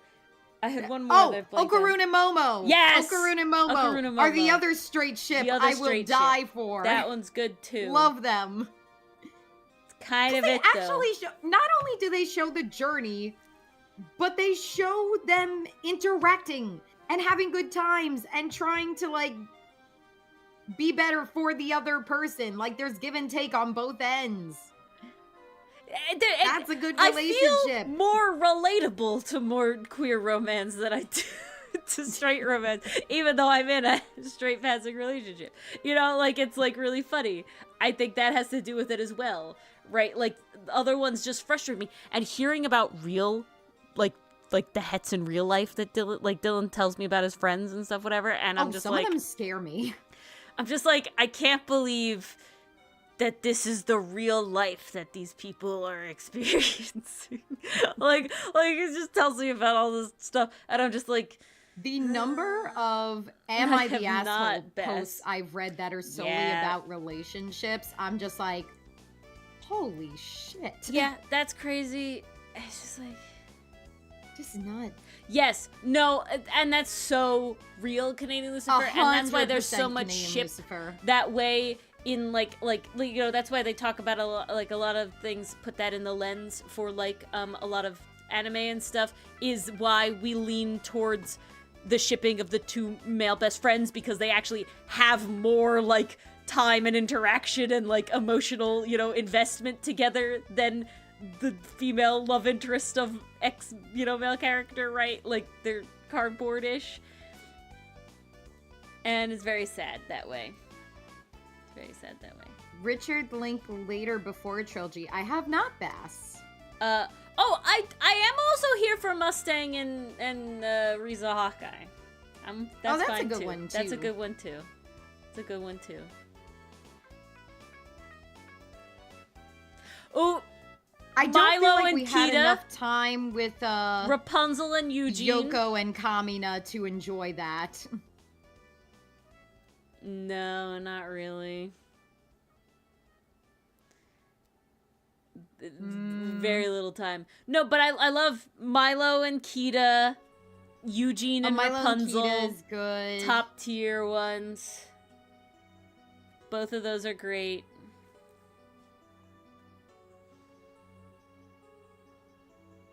Christophana is fine. I'm not against that one. Jesper and the school teacher lady from Klaus. That was another good one. That's a good one. That's a good one, Is it Jessica? Too. I feel like her name is Jessica. It's not Jessica. It's not a J. It's not Jessica. Alba! That was it. That was it. I'm like, it's definitely not a J. Jesper and not a J. Jesper and Alba. That was it. Ooh, interesting, Beth. Interesting. Ooh, Eugene and Rapunzel. Yes. Yeah. Also very lovely. Tangled. Bass, have you seen the animated series? Because if not, it's you really should. good. Yeah. Also, Bass, really would have been great. Really would have been great. The original Elio, I don't know if it would have slapped, but I would have loved to see the original Vision. Yeah. Yeah, Bass, you really do. I will say... You seriously need to. There is one twist that happens that I don't like, but it is unfortunate, and the way that it is done feels forced to get the outcome that we want, but everything else I think is good. Yeah, they definitely are, Best. They definitely are. Yeah, I love the Tangled series. There's one plot point that happens in a certain way that I vehemently disagree with and think needed some working on how we got to the final conflict, but everything else I greatly enjoy, and it's a very fun time. The music is phenomenal in that Music series. is fun. We get a lot more singing. Eugene is the GOAT through and through. We love Eugene. Oh, Eugene just continues to be the best Eugene ever. hits so hard. After watching that series, Naveen got knocked off Best Prince pedestal so fast. And I'm here for Naveen and Tiana. Naveen and Tiana was cute, I thought. He made an effort in the end, and that's what mattered. You know, like he exactly. changed. Like he willing improved. to change, but she changed as well. Again, yeah, like exactly. That learning from each other. Exactly. It felt real, right? Like I feel like that's what is that like if it's just one person being forced to change, a la Grease, I will strangle not good. Don't like Raylo until they keel over. Hated that. Yeah, that was awful. Didn't like that. That was nothing. Yeah, no, I really think it does boil down to just... Inside Out 2 was good, Bass. I did go see that in theaters with my brother. He was the one who wanted to see it the most. In fact, I think this week I have to take him to go see another movie, but I forget which one. He'll probably remind me tomorrow. But we did like Inside Out too. That one was pretty good. But Lots of cringe moments, though. I think it definitely boils down a lot. Yeah, being a teenager, ouch. To that, like, oh, they're expected to get together, so we don't have to worry about the, actual relationship formingness of it all. And it's like, yay, I love when my characters are a cardboard cutout and have no connection at all. But, haha.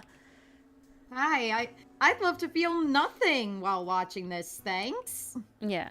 No, there's definitely good examples, but there's definitely so many bad examples that and because of now like book talk style romanticy stuff, it's like it has to be really recommended to me to be like, yes, this is a straight convinced that I read The Captive Prince by C. Something Lewis. I don't think you did. Because I don't think you did. There is no way so many people are fawning over this first book and this couple when the first book is so sketchy and not a good basis for a relationship. Yeah, I must have read the wrong book. I don't think so. I don't understand.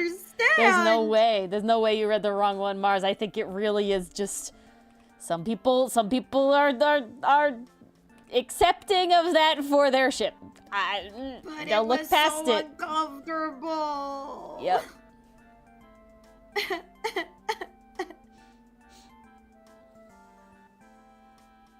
Yeah, now that they have that section Canadian list, I admittedly ignore it. Yeah. I walk into a bookstore and I'm like, I have my list of books I know I want to check out. The most recent place I've been getting my book recommendations is from a YouTube channel called A Moment of Wonder. That channel's fantastic. What they do is they offer book recommendations and they'll usually do it by theme. So like gothic romance, cozy autumn stories, like stuff like that. But the way she presents it is you walk into a tavern. Here's some food to pair with the book that you're reading. And here's a summary of the book. So it's like, it's a little bit of role playing in the video. Mm-hmm. Like there's no interactive parts, but it's like you're sitting there at the table and she's offering you food and like, oh, hello, dear. Oh, it's a blustery one today. Might I recommend a spot of tea and our latest book read? Apparently, Sir Cameron must die. Like, to that degree. It's honestly a really good channel. I've gotten so many actual book recommendations from it. That's actually... Book playground. I think that's how I learned about Tress of the Emerald Sea. Oh, a book called Playground. Interesting. I think that's actually how I learned about Tress of the Emerald Sea. I need Brendan Sanderson to write more one-offs. I can't commit to the whole thing. Like I'm like, when I realized it was written by him, it was written by him, I was like, I loved this. This is fantastic. I can't get into the I can't do all of I can't unless he does another spin-off. I can't. I can't do the series. It's just too big. It's too much. I don't know how he writes those so fast. Whenever I see what order should I read X in, I'm like, nope. That's if it was straightforward, if that makes sense, right? If it was like, oh, there's book 1 through 10. I'd be less intimidated. Yep. But when it's like, oh, no, there's this one, and then this one's a spin-off, so whether you want to read it first or second is up to you, blah, blah, blah, and I'm just like, nope. But there's also some information on here that can make book 15 make more sense. Yeah, and I'm just like, all right, we're too in the weeds now. I want a book. I don't want homework, thanks. I don't want Marvel Cinematic Universe, the book. Like, I really can't. Yeah, no. And it's not to say it's bad. Like, no, really Brendan Sanderson is very, very good. Like I said, love Tress of the Emerald Sea. Oh, yeah. But it was just like... Love the writing, love the prose of Tress of the Emerald Sea, but I cannot commit to that. I just can't. I don't have that kind of time in my life anymore. That'll definitely be I'm retired and maybe I'll read those. That one would be, I'm retired and in my 60s and I've run out all of books. the time in the world. Yeah. Yeah. Well, I will say, since some publishers are partnering with AI and allowing that, I'm like, same thing, Bess. Same thing. I guess my book list is going to I recently shrink. learned that apparently the inheritance cycle, which the first book is Aragon, apparently literally this year or last year, I think it was this year, they came out with another book. And I'm like, nope, that series ended. Stop. We ain't going back. Hear they came out with yeah, another I book found for it on that. Storygraph accidentally when I was putting in Aragon and everything. Oh, that's crazy. It's called Murtaugh, and it's a reddish dragon, it looked like. But I was just like, nope, I can't do it. I have no desire to do that. It's too much. No, thank you. Oh, I can delete that. I've received this book. Yeah, it's the inheritance cycle number 5. Oh, okay, I'm sorry, not that recent. 2023. But I mean, compared to when the last one came out, Inheritance came out in 2011. So, like, it's been a while, and to me, I'm like, that was done. You touted Inheritance as the last one explicitly in the book, right? Like this was how it is. Now you're doing another one? No thanks. The other one finished. It really did. We need to be done. And so I'm just like, nope, I'm done. Please. We're done here. And it's like, nope. I wouldn't say I'm picky with the books I choose, but like I do want to make sure my time is worth it. I definitely want a certain vibe when I read a lot of books. And so there's definitely like that. Like I'm having so much fun with Sir Cameron, like I have so much fun. Definitely something, it tells me I like light, fast-paced books, and it's like, yeah, maybe I do. Maybe I like a book that doesn't take me 80 years to finish, I don't, maybe I do. Maybe that is a thing, Yeah, well, that was my, like, one of my resolutions, Bass, was to get back into, like, reading before bed. That was my whole thing, was and get off the phone before bed. Yeah, no phone before bed. It was, you go to bed and you read before bed, so that, you get to wind down, and then on top of that, you get to wind down, the brain is happy, you get a story. And being very willing to just sort of pause wherever in a book. That was the other thing. Because, like, Dylan comes to bed, so it very much is like a, no, I can't, like, just finish the next chapter. Just, keep reading, whatever. Like, it is very much like a, I get cut off. No, you got a bedtime. But that's kind of, like, the point of it, right? Is, like, I don't want to... Ooh, what book is it, Flair? Do all that.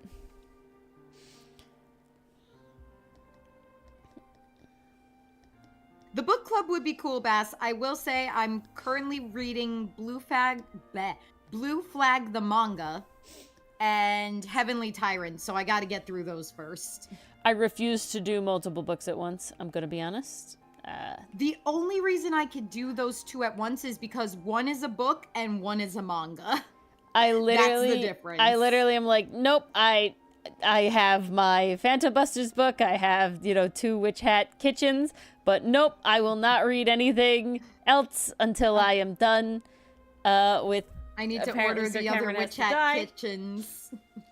Well, once I finish Apparently Sir Cameron Has to Die, I'm going to order the other Witch Hat Kitchens, because then while I'm reading those... Because then I'll probably read Phantom Busters, and then I'll get into the Witch Hat Kitchens, and they'll be there by then, in theory. It's so sweet and fluffy. Oh, I'm so ready. Like, honestly, it will heal you from volume 14. And then I have The Seven Sons of the Dragon, which is a one-off manga of a bunch of short stories by Ryoko Kui, the mangaka of Dungeon Meshi.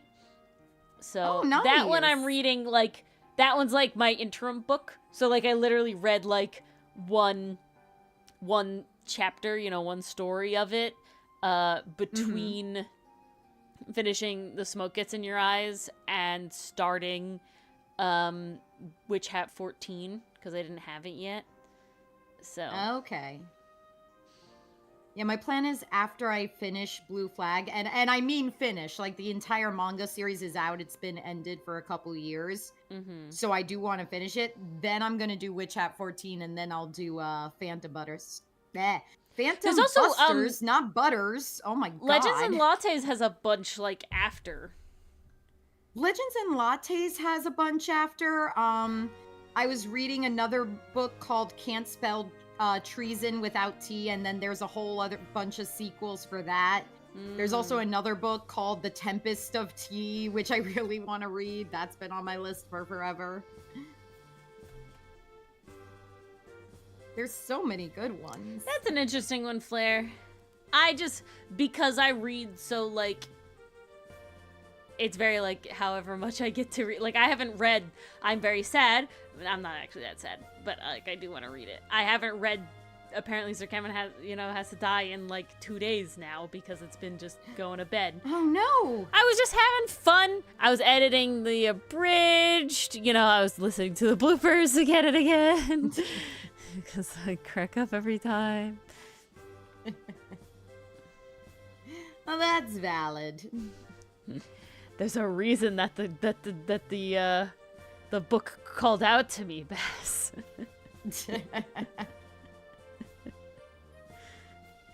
Oh no, I'm very here for it. Sir Cameron embodies a lot more Dylan, though. A lot more Dylan. I would not say I'm the sorcerer, but I also wouldn't say I'm not the sorcerer. We'll have to learn more about the sorcerer. There's definitely certain Maybe parallels. there's something Well, I hidden understand now the blurb about the second book, in theory. But yeah. I can't wait to understand myself. It's a good time. We're in good times. We like the good times. There's a couple nonfiction books I've read before. Definitely some for college, some for class. I did read a book called Algo Speak that Ori gifted to me. Yeah. And that was interesting. Did like that one. I've also read fun. In Ghostly Japan. Because that was just something I had for a while. It was on my shelf and I was like, oh, I should probably read this. But I will say I'm a fiction girly. I like my fictional worlds. I like my stories. I like my escapism. I really like my escapism. I kind of don't want to think about the real world. I mean, I know I have a lot of there's a series of books. They're the tea shop mysteries. So they're like, Nancy Drew mysteries, right? Where each is like a little, a short book, Nancy Drew length mystery book. But this is all surrounding a woman who owns a tea shop in Charleston, South Carolina. And I've read the first 3, I think, and they're a good time. I enjoy them. They're a fun. So it's like, I'm certainly not want for books when I get to that. I don't own all of them. Those are definitely library books to do. But those are going to be on my list as well. I definitely need to get to the library sometime this week. That would be fun. There's so much I want to do this week. And already we're almost at the halfway point. No! I think my biggest goals over this spring break, doing the panels for the entry that Ori gave me. Yeah, which Mars so far has so gotta get on good. it. Progressing on that. At least get the jacket of my cosplay done. If I get the jacket done, I could do everything else in bits and increments, but the jacket is like the biggest component. So if I can have that finished, I will be able to breathe. What else do I need to do? I'd like to clean my room. It does need it. That would be good. Spring cleaning. It is that time. Well, It looks like tomorrow during work is gonna be for comic thumbnailing, because today during work was I sketched all the thumbnails for the 4 Ace Attorney videos that are to come out, and they're honestly hilarious. A lot of Dylan. I mean, goblin mode, so it makes sense, but a lot of Dylan in the thumbnails. Oh shit, if I say his name too many times, he'll be summoned. You'll summon him. Beetlejuice, Beetlejuice, Beetlejuice? No.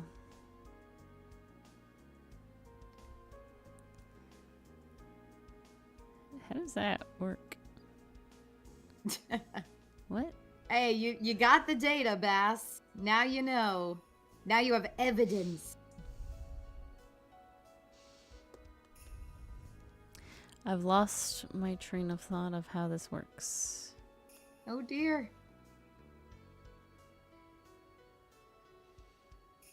Are you too high up? You probably are. But I don't want to move you down. Ooh, the science of birds? Ah. I might have to look into that one for my mom. The one book I want to get her for Mother's Day, I think it was called The Stupid Guide to Stupid North American Birds. It was something like that. But apparently it's very like a tongue-in-cheek field guide. I'm like, she probably like that. She likes birds. She likes humor. That seems like a good one. But the science of birds could be another one.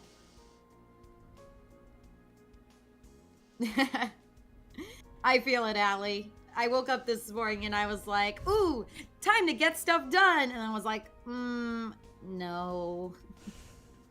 My caseload is condensed this week because I don't have any of my school students. But I do still have my insurance and my little early intervention babies, so I still got to see those. Well, it's condensed, it's lesser, but I still gotta work. Do I think any good self-help books exist? I don't know if I could say that because I've never really read any self-help books. I would say the closest I got to that was reading the book The 2000s Made Me Gay. Because just in reading it and hearing this person talk about their experience growing up, I was kind of like, yep, relatable, relatable, relatable, relatable. Yep, like that is the one and Mars book is like, I oh, have in my oh shit, too relatable. That I have highlighted. I don't highlight my books. I don't annotate my books. I'm not that kind of reader. I'm not an annotator. No. This was the one book that I did highlight. Because I was like, there were just some lines where I was like, well, shit. That was a pretty good read. I did like that one. No.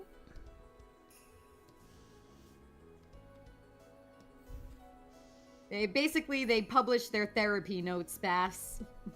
Y2K. Y2K. Y2K is amazing. That would be a good name. Y2K is amazing. It's called Who wrote it? Let me double check this. I really enjoyed it. It was nonfiction, but it was a fun read because they're mentioning all this stuff that we grew up with. And I'm just kind of like, yeah, maybe that was gayer than I thought it was. Oh god, can you think of anything? Underlying current of gay. Oh gosh, off the top of my head. Just so intrigued. I know Buffy the Vampire Slayer was definitely mentioned in there. Of course. They definitely mentioned Kesha, Lady Gaga, that movement. I know the author also mentioned like not being able to relate to the boy band craze and all that.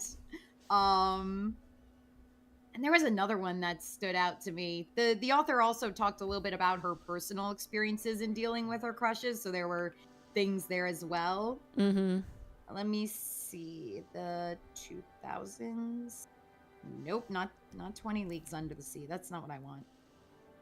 Yeah, The 2000s Made Me Gay, Essays on Pop Culture by Grace Perry. Oh. Put that in the cast for anyone interested. I do that for Dylan, but in my head.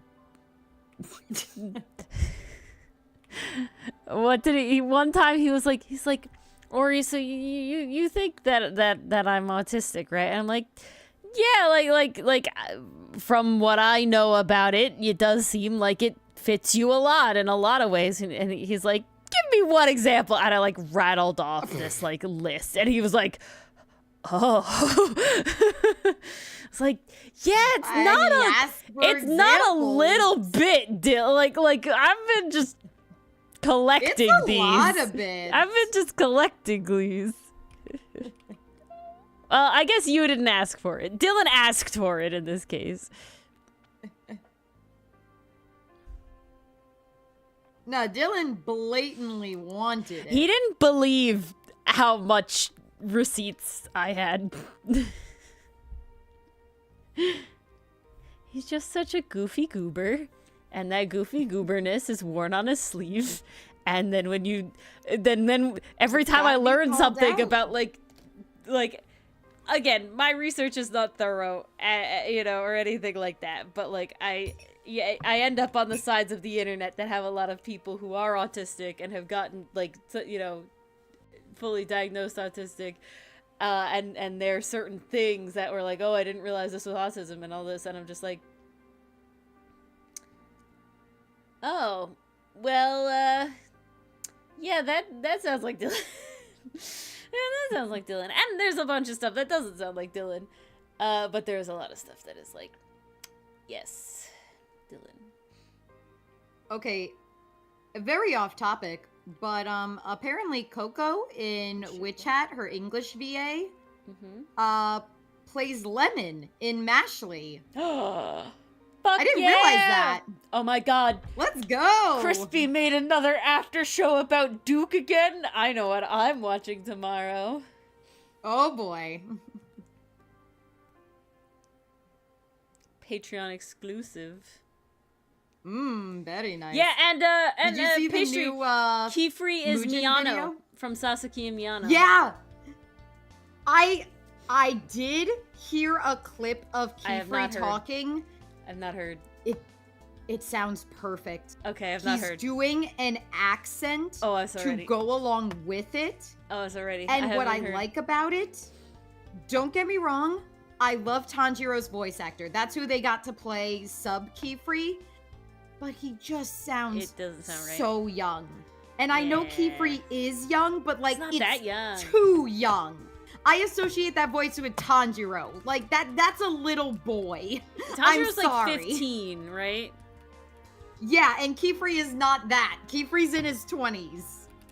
Like, yes, he's young, but he's not that young. So the voice they got for dub Keyfree, I'm like, perfect, no notes. It sounds beautiful. He's even doing the accent to make it sound more fitting to the setting. Like, it's giving such Frieren dub vibes where it's like, oh, the immersion is going to be immaculate. I'm ready.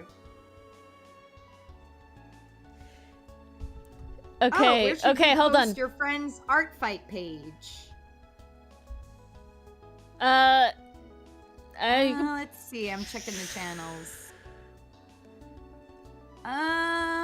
Open exhibit? No. We did have a thread. I'm trying to remember where I had the thread originally. Themed gallery, I would assume? No, it wasn't there. Did I? Oh, no, wait. I see art fight, but it's 2025. So we have an art fight channel that comes around during it. If you want me to... I can put their link in it for now, but it's on read only right now. So we do have an art fight channel. It's in retired for now. It opens back up when we go back around it. Yeah, it's retired right now. That's what I thought. Yeah. So I could put it in there if we remember, so we don't forget. But yeah, you can just put it in couch. That's fine. Yeah, couch is good. And then just remember when art fight comes around to do that. Oh my god. Okay, Pastry Puff. I can't wait to read your thing. but I'll do that later. What was I saying? I looked up. Apparently, the mangaka of Witch Hat said that upon the release of Volume 9, she designated Kifri and El Rugio as being between late 20s to early 30s. So I'm here for, I'm here for that. And that sounds right. That's Enja's age, you know, right? Like that feels right 28 to 31, that's like a nice range.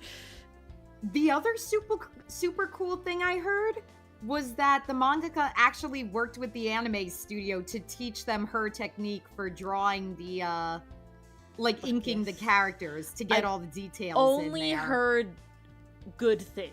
I've heard a bunch of people go, I saw the first 2 episodes and now I can die happy. Like I'm like, all right, let's go. Yes, I'm so ready. Like, oh, this is gonna be beautiful. I'm so excited. It's so good. Gotta look at this art fight profile now. Yeah, let's see what it holds. Oh my god, they've done so many years since 2019. I joined Art Fight in 2019, but I didn't do Art Fight until 2023. So funny. What are their stats? Oh, damn. They got good stats. They didn't play last year, though.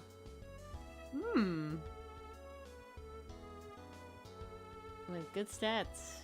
49%. That's not bad. That's not bad. Let's see. Characters.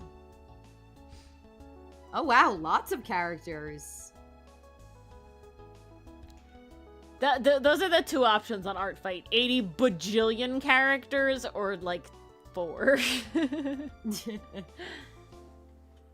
I can see all the phantoms. Apparently one of the characters has been filtered according to my view preferences. And I'm very curious about that. Which one? What is the name? Dr. Zeller, apparently. Is on the first page? Yeah, first page. Detective. Oh. No, Dr. Zeller. Yeah, I found it. It just looks like blood. Can you see it? Yeah, it's just blood. You might have, like, gore turned on. Oh, maybe. I'll have to fix that then. Yeah, following filters, gore. I'm gonna change that. I don't particularly care. Yeah. Hello, Illythria. Oh, hey, Illy. Illythria? Is that how I say it? Illythria? Can we just say Illy? Or anything else? Maybe I want to make sure I'm pronouncing it right. You know, we could work with anything. Welcome, happy to have you.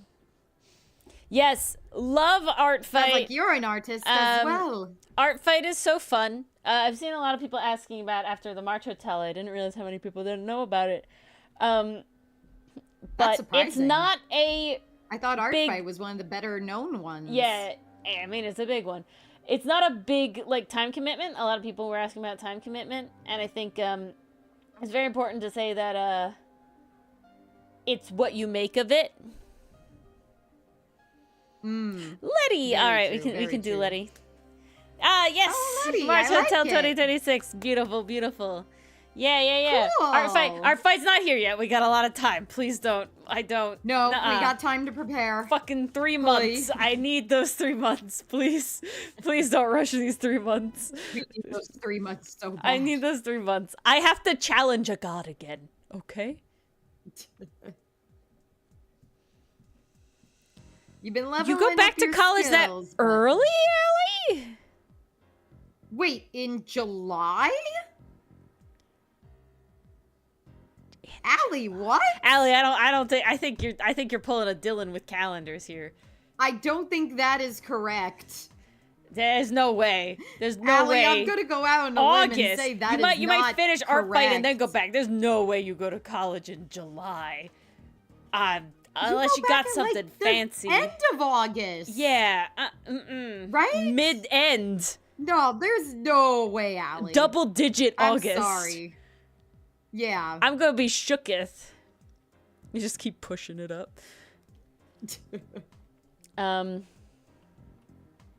Well, if that's the case, winter break would have to start in November. Yeah, whole thing. Only 3 months? Okay. Only 3 months. I have one. I have to make Flare a true neat reference. And that is it. And then that's it. And Flare then I is have the to one update my profile. Just to specifically state about, please only draw Flare if you're getting Paper Demon points too. Otherwise, please draw anybody else. Soup, hello! We weren't talking about anything. No. We might have summoned Soup. No. Soup. How serendipitous. Soup. How's it going? Of you to join. Very serendipitous. What brings you on this fine evening? No uh-ohs. We're having a good time around here. We weren't worried about anything. Look, it's Avrit. Look, it's Garwan. Yeah, Ooh. Taiga. The little birdie told. Little What birdie? did the birdie tell you? Okay, who snitched? What is this? What? Okay, that is a nothing layer. Who snitched? Mars out here making erroneous Wait, Allie, layers. your classes start in June? What? What? No. Allie! Allie, when Allie, the hell is your summer you're break? shaking me. There's no way. I'm spiraling. I'm the fucking shaking emoji. What? No. It Like, can't summer be June, classes are a Allie. separate thing. I like, mean, I've that's a taken summer separate thing. classes before, but those were always like online, and I didn't have to be at campus. I had for summer them. classes in June. Yeah. I had summer classes. What was In interesting that grad you were school, told? I did have like I actually been have playing to Gartic go in and Phone. do stuff type classes. Who you been But playing that was Gartic grad Phone with? school. Ooh, can't go wrong with Everybody's doing stuff. They have to be, Allie. They have to be summer classes. There's no way. There's no your way. academic semester starts in June. No, fall semester starts in fall. That's how it works. I'm spiraling. Hey, that's the here. beauty of Gartic Phone, Bass. I'm spiraling. Yeah, what did the birdie tell you, Soup? Yeah. To drive to summer classes? Well, okay. I don't care if Allie has to go to summer classes or not. But the point is But that there's it's definitely summer summer. semester, not fall. You're ending early in May, so you sure hope you're wrong. Yeah, so spring semester ends in May, and then summer begins. Oh, lovely, Soup. Can't wait. But yeah, I'm Oh, shook. yowza, Flare. I'm having me some chocolate.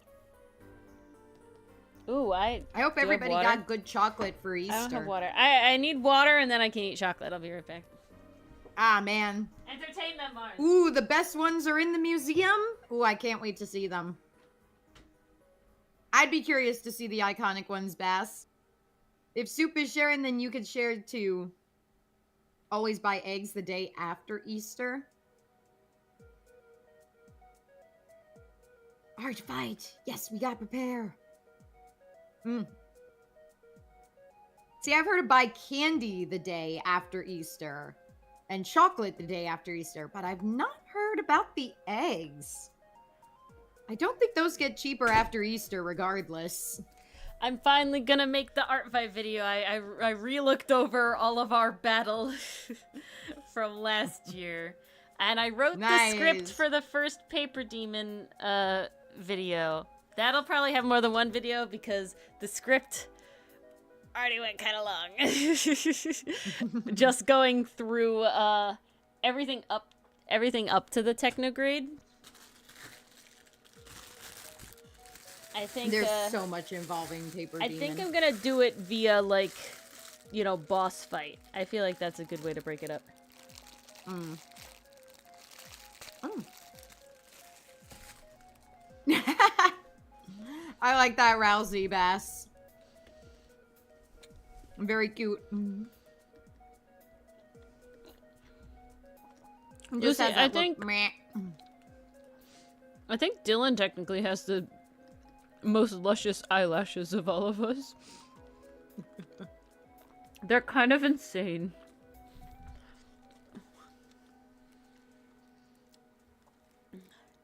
If you get to it, you get to it. Otherwise, I'm just gonna do it, and I'm just gonna give you a silly voice.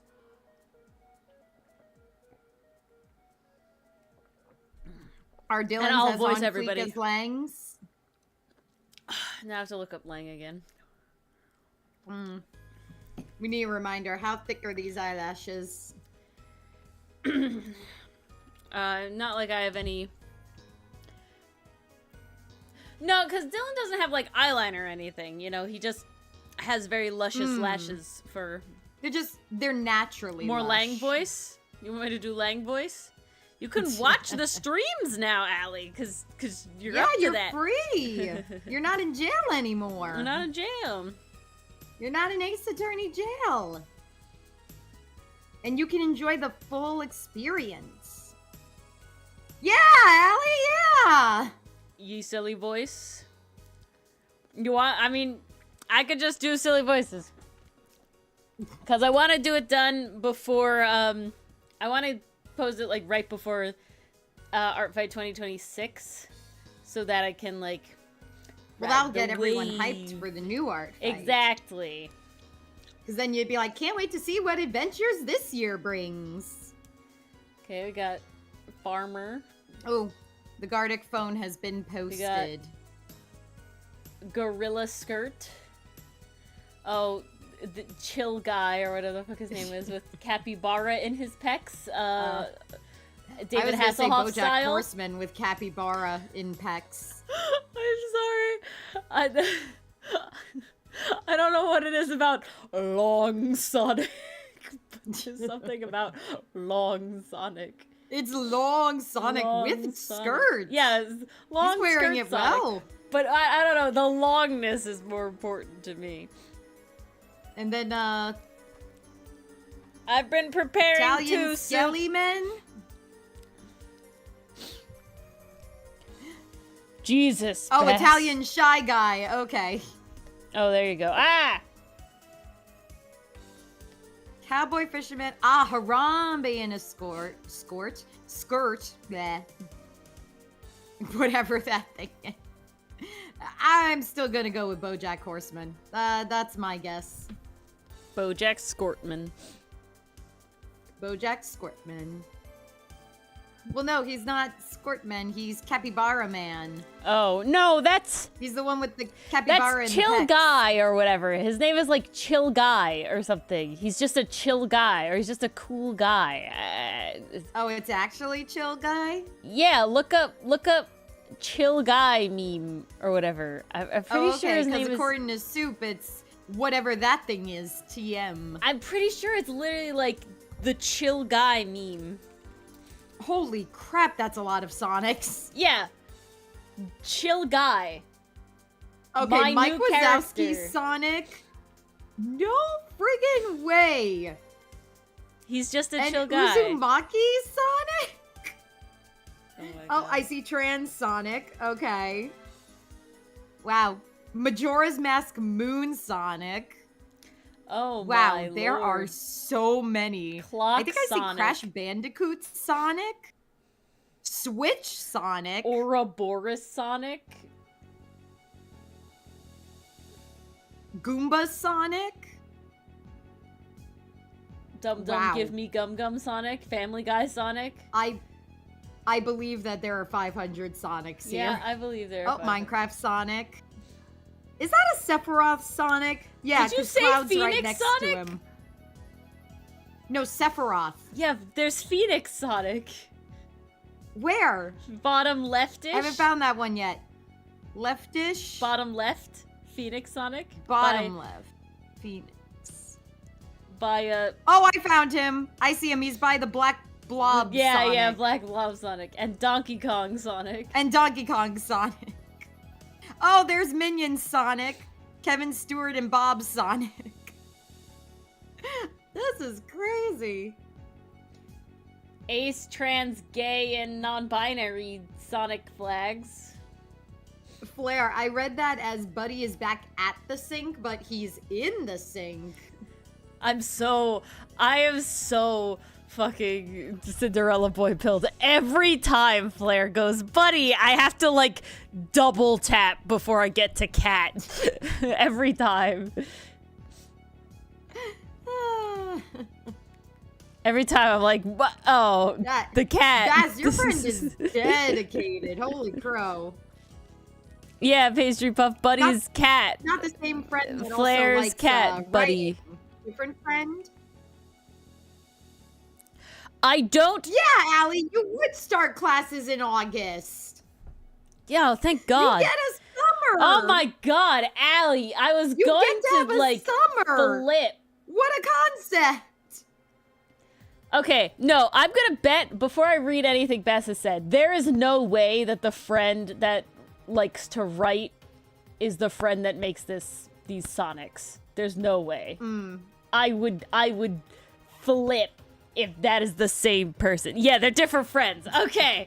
I was gonna say, I was like, the way that the writing friend comes across means that I don't think they would ever post those 500, like, show these 500 Sonics anywhere, ever, at all. No, because Sue they're not Baffert is not perfect. getting cabedoned.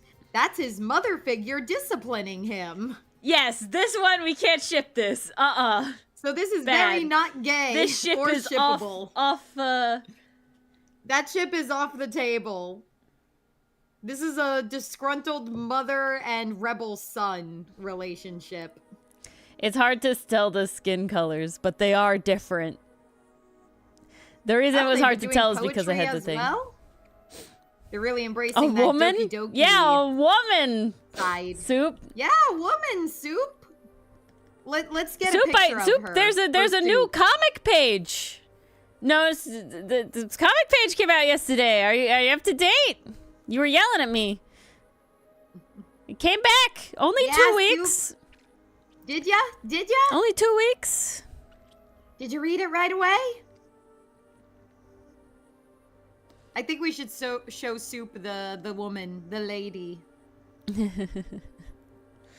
Soup can see lady silhouette. I did brighten it. I felt it was too dark, so I did add a little brightness to it. Fake fan. Oh, you're getting the fake fan allegations. Uh-oh. Soup. Uh-oh. Uh-oh. Soup's been too busy thinking about the structure of Outcaste's entire society and military. It's so true. But we do love that kind of speculation and thought put into it. So Soup thank you, goes Soup. ham. It's been very fun to discuss. Soup's out here Third asking us time about like today? So when else have you been called a fake fan? Today. What are you fake fanning about? Yeah, apparently this is Soup the here third asking time about today. all the, Like, all this the is all military happened levels. in a single day. And I'm just For like, Soup. Atla? Atla levels?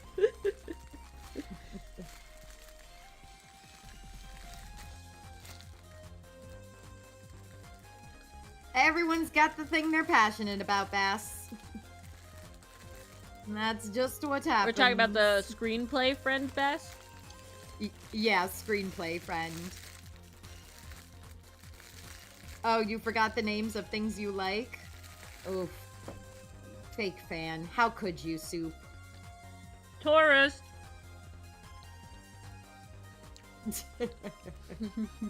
Exactly, Flair. See, exactly. It's so true, Flair. How dare the cats you named before some of these properties probably came out have the same names as those properties? How dare! This means I get to show my brother the next few episodes of Lego Monkey Kid. Ah, yes. You'll force He him actually on. really liked it. My mom was dying over Noodle Boy. Noodle Boy is so good. She was watching it with us, and she just kind of like popped into the room every now and then. Now, I say this, to get my mom to watch anything that has a monkey in it is like pulling teeth. Oh, she doesn't like monkeys? Reason, she hates monkeys. Like, does not like them, does not like to be in the same room as them, doesn't even like stuffed animals of them. I don't know what monkey hurt her in the past or in a past life or whatever. She does not like monkeys at all. Anytime there's a monkey on TV or so, she goes, "Oh, a monkey." It's okay, Soup. It's the same time every week. And I think you said you saw it already. My mom is a little Ron-pilled, but she's not scared of them. She's just disgusted. Fuck, I didn't even think about that. I'm gonna be honest. Ron would love Lego Monkey Kid though, and then like, Ron would be. And then Kim would like point out like it's a monkey, and he's like, not usually. He's not usually a monkey, KP. But he's not a monkey. Yeah, exactly. It's the other guy. Help heal his trauma? Maybe. But what was funny about that, I actually got her to sit through the episodes. She was laughing her ass off at Noodle Boy. Sandy's she was treating that as his actual name. She goes, "Oh, does Noodle Boy have powers now?" I'm like, his name's not Noodle Boy. She's like, "But that's what the other guy calls him." Yeah, the villain. It's called Arrival. It's called Taunting. That's the not one his giving name. smack talk. That one. And then she just shrugged it. She goes, "Well, they said Noodle Boy more times than his actual name, so that's what I remember." I'm like, okay, I'm gonna have to actually. I don't know if that's true. How many times Noodle Boy versus MK was said? Also, because I'm pretty sure that's not the case. Don't tell me. But, I want to know what MK stands for. I am most intrigued with the last episode where MK went, my other name used to be, I'm like, oh ho. Baz, this art from your friend is beautiful. What do you mean my name used to be? This is beautiful. Oh, that's amazing. I love it. There's actually, I made an emoji for Cinder, and it is specifically this. Because his whole thing used to be, his main thing was like critiquing people's homebrew. And so it was all about, he would just go, period! Because it needed a period. Because people would. Back when Cinder was still just a little flame, and look how he's grown. Or no, I guess that would be an ember then. Ember to Cinder? Yeah, that makes more sense. I should have said there's ember. the chocolate I Damn dropped. It's oh, there's an episode story, about but it? There is an episode about it. Yay. Nice! Okay, Bass, I'll say this. If there are any spelling sins in the comic, it's because of Ori, and it's because Clip Studio does not have a spell check. That's literally why. I promise. It's literally right. This is the one thing. It's coming out I don't for have free. typos. Ori makes my typos. This is how I think about it, right? This is how I think about it. It comes out for free on the internet. It will be imperfect. When we get to publish it finally, like when we get a physical copy you could buy, that'll be edited, gone through, polished, refined, error fixing, all of that.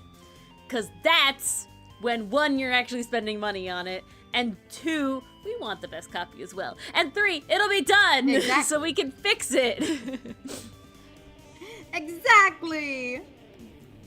But until then, all spelling sins are Ori's. I share no blame. This is a lie. You actually did one, and I like copied it over specifically, and you're like wet, and you're like, is it that?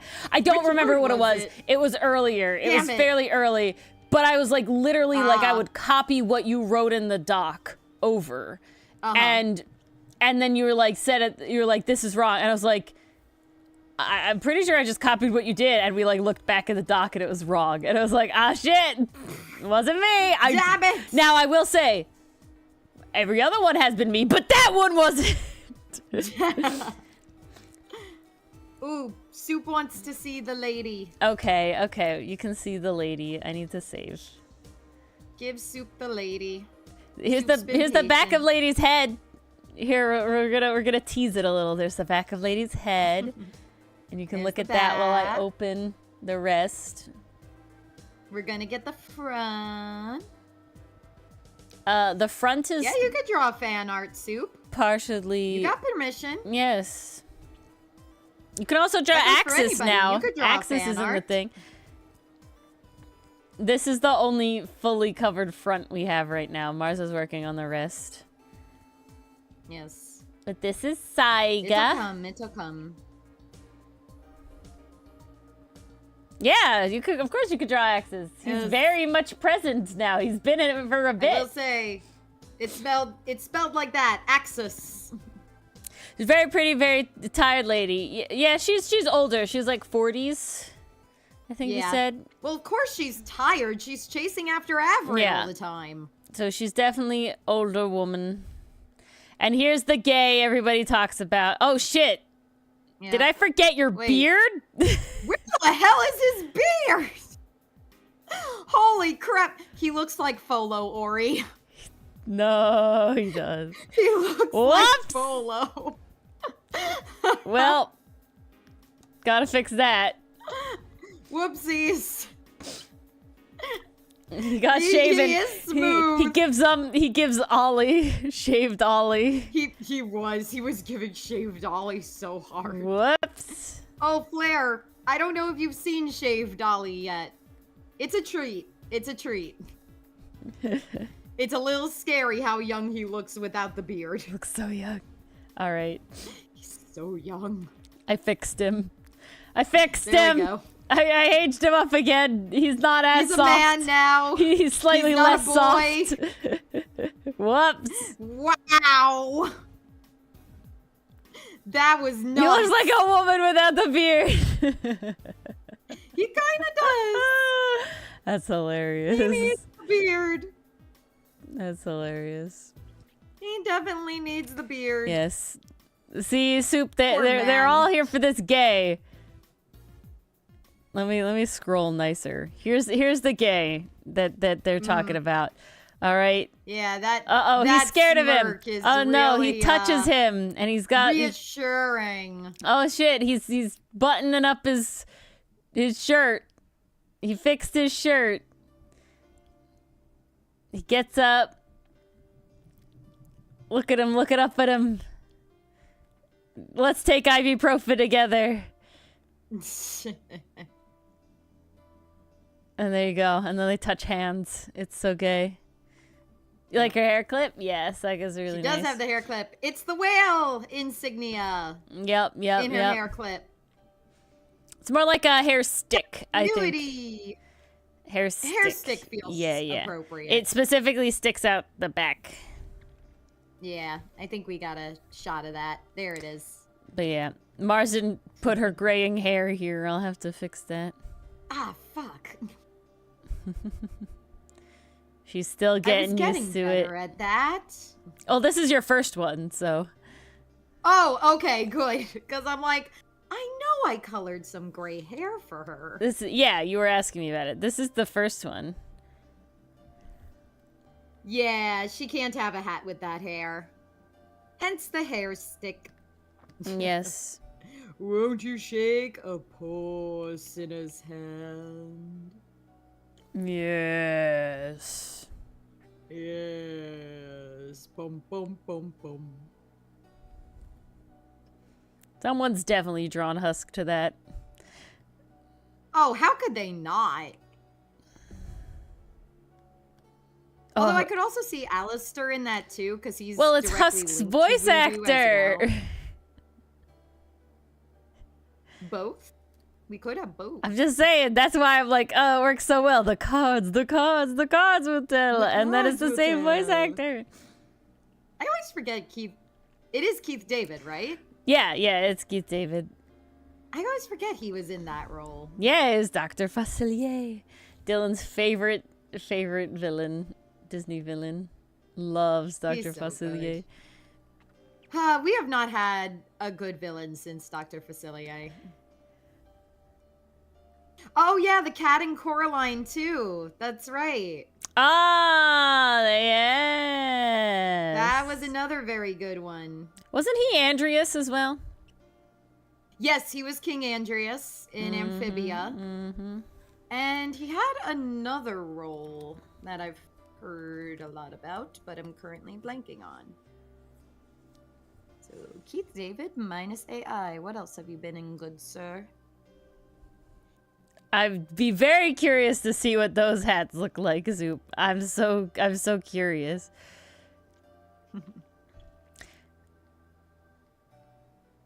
Oh, apparently he was the narrator of Teen Titans Go. That kind of hurts my soul a little bit. Yeah, I don't care. This is not I don't count that.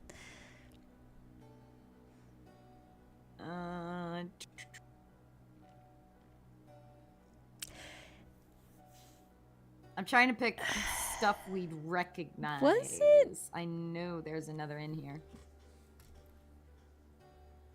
I'm blanking on exactly pastry. I'm only Oh, he was in DuckTales as Manny. recalling. Oh, that makes sense. Love Manny. That's something there.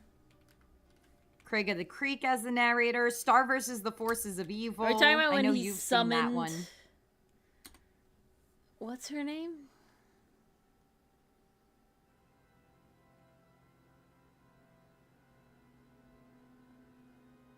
Who are we summoning?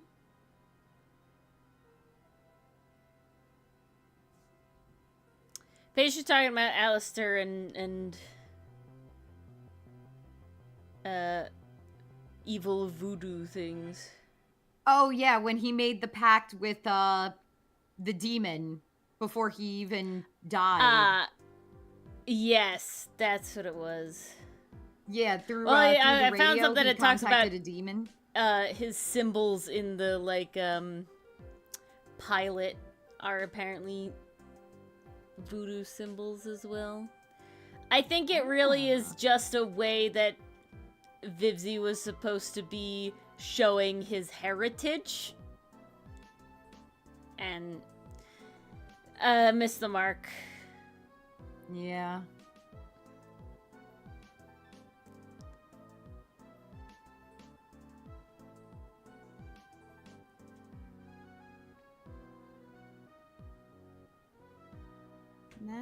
There's a funny Cajun character in fucking, what was it? Randy Cunningham. He didn't have any voodoo vibes at all. He just had the Cajun accent, and he had like he was from the bayou basically. And he ate crawdads. That was his big thing. He ate crawdads and stuff.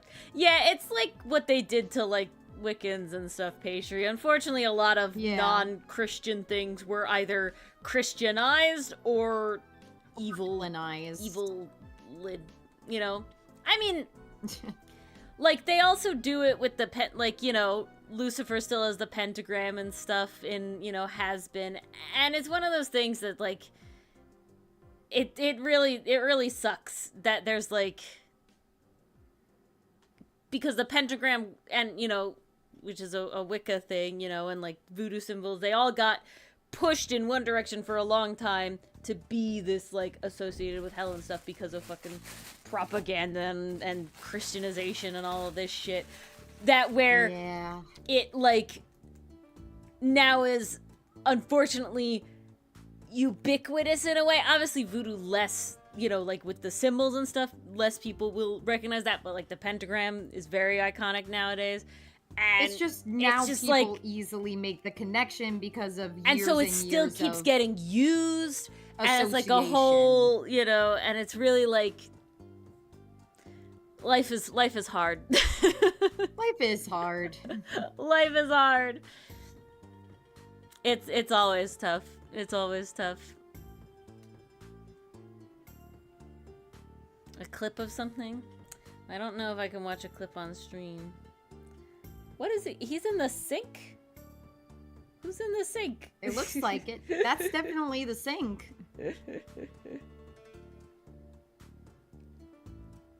Hey, that's where the cat wants to be. You let the cat be. Well, the cat wants to tip his fountain.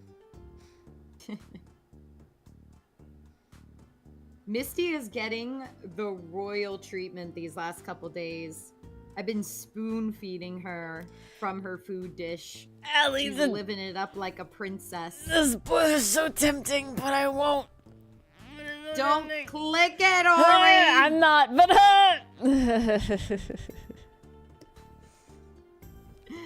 Ori's like, oh look, the spoiler button! A little treat for me? A little treat for me? Ooh, a little treat. No, not for you. Yes, Hands for me. off! Little Hands treat for off! me. No! No. Yes. I have been listening. I don't know why I'm doing discount Fifi Lagarde. Well, it's probably because what I'm doing is me like making fun of our playthrough of Deadplate a little bit. And what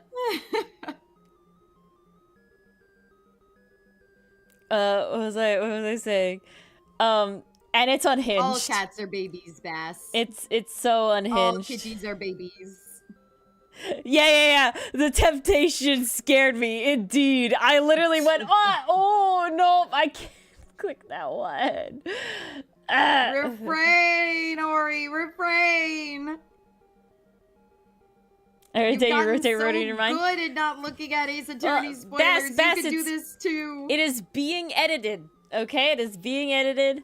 Pastry Puff finished the subtitles of the first cut. I have. They're working on the second one. I think I finished a third cut, so I'm on the second stream now. Working our way through it. There you go. Look at that. Making our way downtown. Nice pastry. Cutting fast. Thank you. Seasons pass and we're... Allie's trying things. What is that? Woo! Oh, I like this character. Ooh. Very friggin' cool. Ooh. I wish I had a green fire emoji, but I guess I'll just use fire emoji. You can't always get what you want. And that breaks my heart.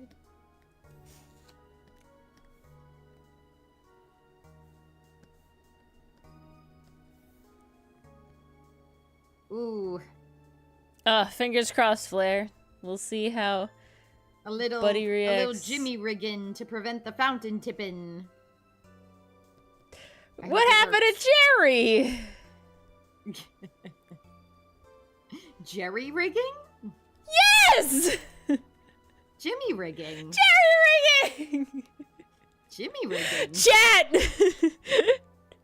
I have never heard Jimmy rigging. You've never heard of Jimmy rigging? I've only heard Jerry rigging, and there's one off of that. Chat. Pastry's never heard either of them. What? Okay, hold on. Let me ask Dylan. I'm looking it up. Jerry rigging versus Jimmy rigging. I swear to God, if this is like a dialect thing. No, I don't want AI. Piss off. I'm sorry. AI makes me so visceral.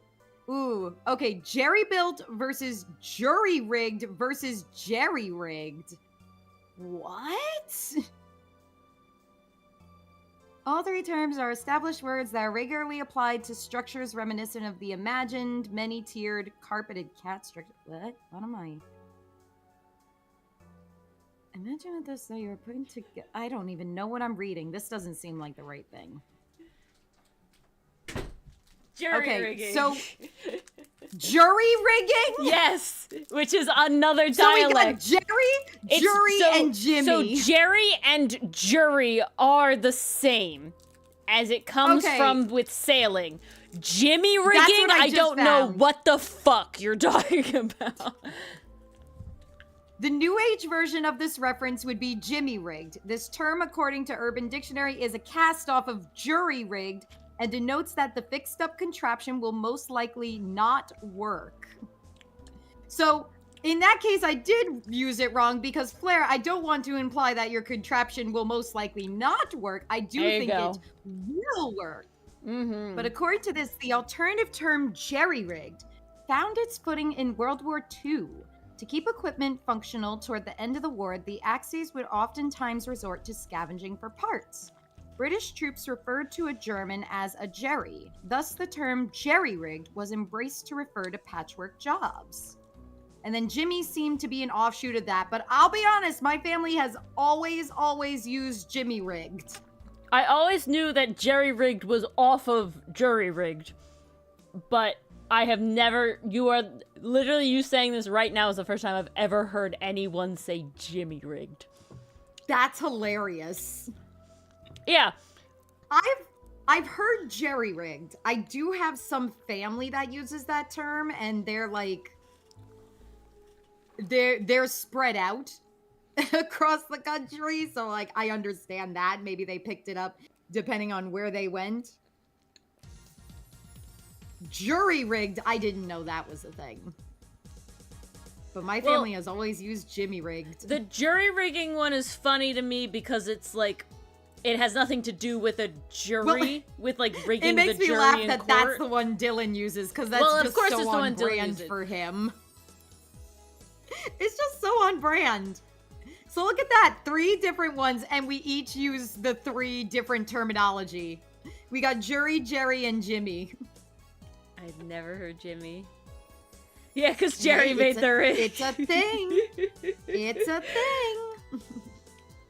Hey, I'm just saying, everybody else in chat is not saying Jimmy, so you're the oddball.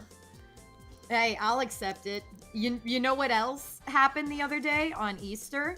Uh-oh. I told my mom not to put the saran wrap over top the stuff before going in the microwave, and she looked at me like I was crazy. She was like, "It's gonna explode all over the microwave." I'm like, "No, it's not. Like, you're not supposed to do that. I just learned this." And she goes, "The last time I tried, the stuff exploded all over the microwave, and there was nothing to stop it." I'm like, shit in your microwave. I don't know. This was like years and years ago, so maybe it was a bad microwave. There's one thing that I worry about exploding in the microwave, and that is when you melt butter. Hello, Albert. Because if you melt butter too fast, the water in the butter will convert to steam, and it will pop the butter, and the butter will get all over the roof of your microwave. Yeah, that's gonna be a bad time. But that's a specific thing where, like, I'm concerned butter does that. But that's also the thing where it's like, just turn down the power on the microwave. Well, you do it in, like, increments. Don't make it so hot. Like, I don't really heat anything at a time for more than a minute at a time. Because then you gotta stir it in. So if I heat the rice, I heat it for a minute, and then I mix it. Yeah, exactly, Canadian Lucifer. Okay. I'm glad you love the combo soup. I'll get it. Where's my thing? Where does Jerry Can and Jerry Curl fit in all this? Oh, God. What am I doing? I don't know. This is what I'm doing. Cool fire! Thanks, Canadian Lucifer, for putting that there. Now I can actually use a good emoji to react. What a statement. That's crazy fast. Oh, wait. There's stuff. You guys are popping off.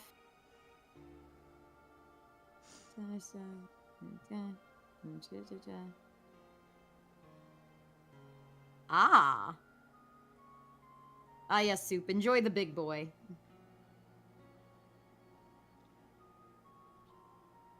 Very interesting. And then it exploded. I'm not aware of in any your of these face? hats in the US. Oh, jeez. Illy, that's crazy.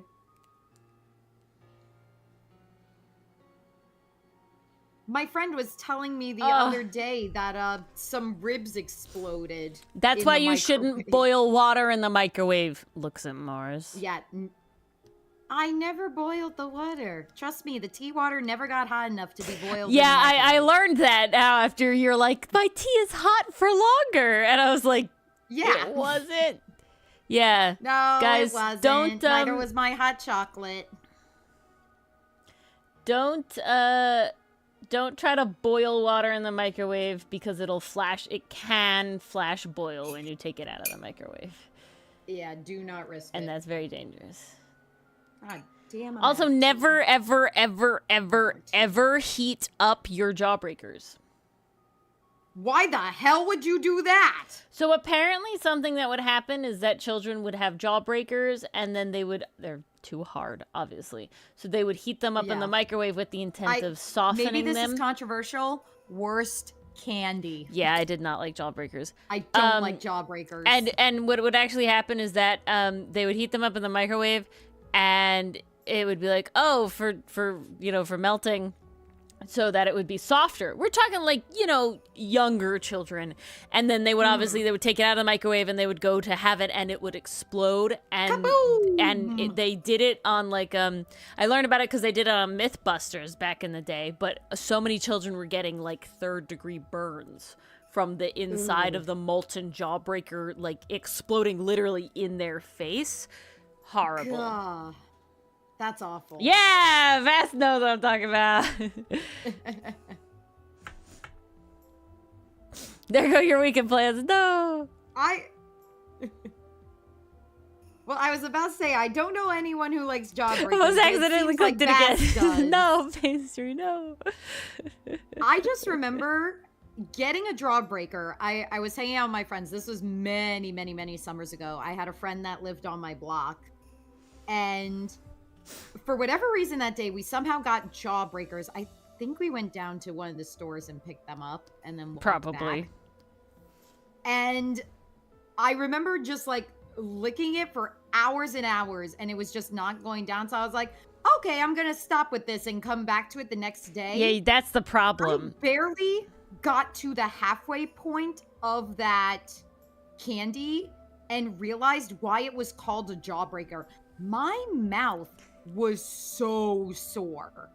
Like the muscles actually hurt from just licking this damn thing. I was in so much pain. I was like, never again. I am never touching another friggin' jawbreaker ever in my life. That was awful. Negative 10 out of 10 experience. That's one of my favorite vampires. That's one of my favorite clips. Like, the Game Grumps do their like little podcast, whatever it is. I don't know what it is. And I call it table time, honestly. Yeah, whatever. That, like Good Mythical Morning style shit. And and they were like, I don't remember, but Dan was like, I'm just gonna drop the blue food coloring in my mouth. That's probably it, Bass. Or whatever. And immediately, put a couple drops in his mouth. And then immediately what he did the motion that you do with your lips to put on lipstick. And so he got the blue food coloring as, lipstick on specifically. And that's exactly, the immediate blue lipstick. But he did it so purposefully. It was very immediate. He knew what he was doing.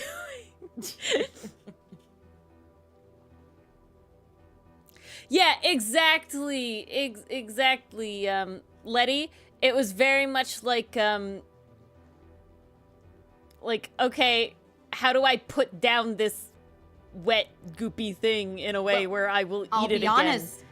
I wrapped it in saran wrap. Is that an appropriate use, Ori? Yes, it is. That's how I saved mine and then proceeded to chuck it in the garbage. Jesus, Albert. That's wow. That's the extreme version of you drink the paint water cup. Yeah, unfortunately that would dox us, Bass. I mean, okay. most people do P.O. boxes and stuff. That would be the way to do it.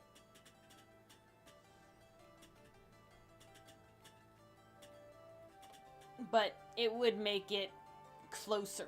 you know. I kind of see comments on the comic as fan mail.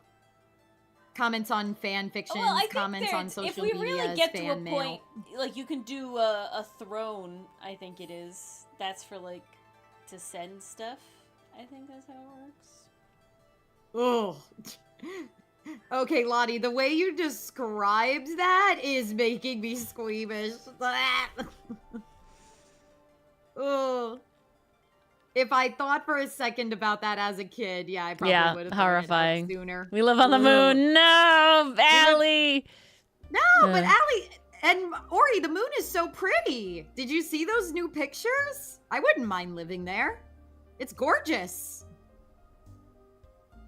It's pink. I mean, the point is, Bass, is that NY is big.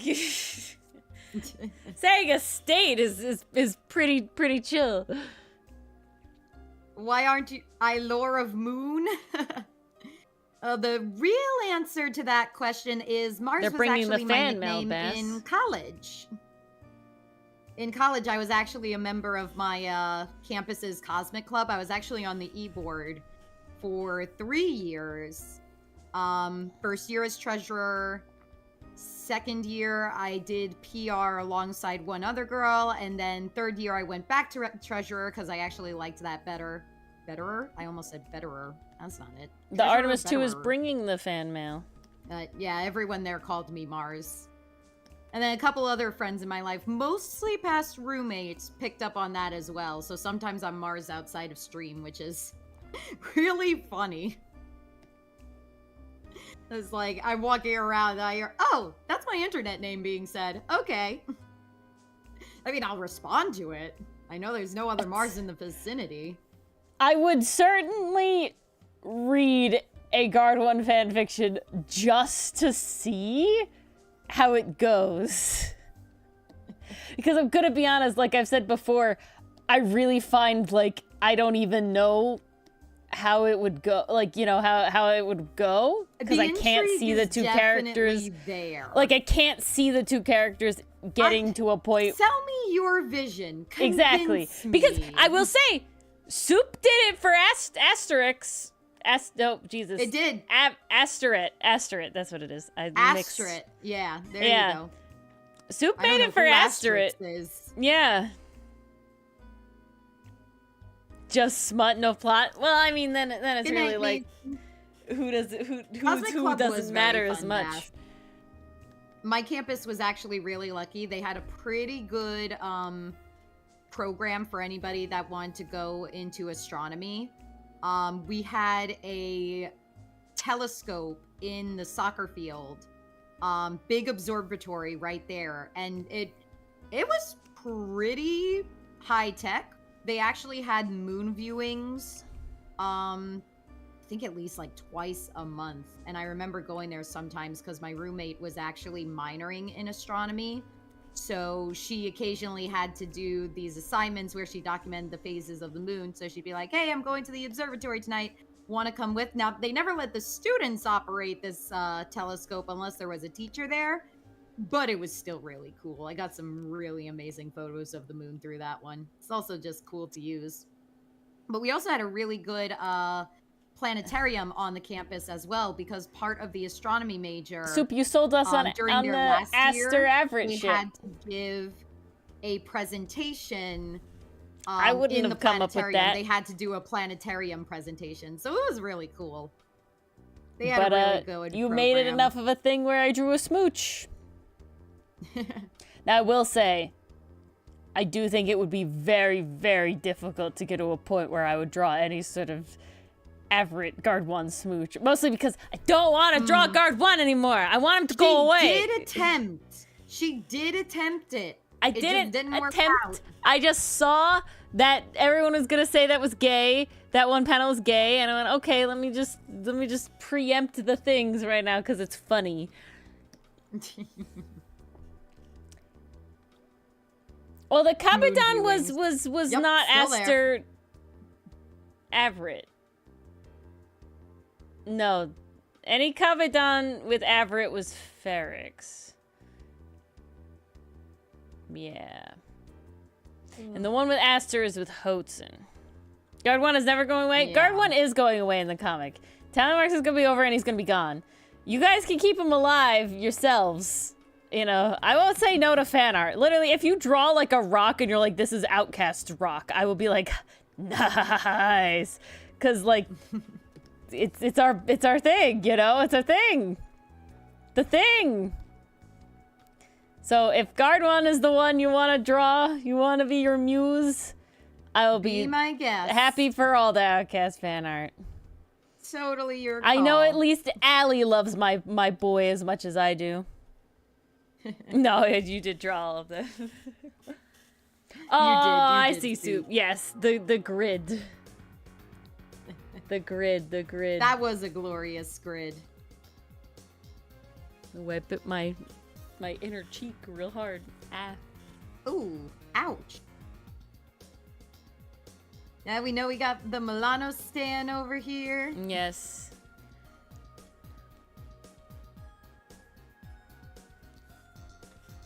Radiation shelter for an astronaut out of styrofoam. You are always used for size. See you, Oh Federico. my goodness, Claire. That sounds fun, though. Bye, Fetty. See you next time.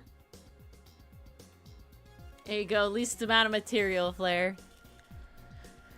I don't know all the ins and outs of the projects that the astronomy majors and minors did, but I did get to see a couple of them. There was another night where my friend had to track a constellation for a couple nights. So Works she was for just me, like, Bess. hey, I don't want to go out to the field alone. Please come with me at like 10 p.m. at night. And I'm like, sure, why not? Let's go. Free walk.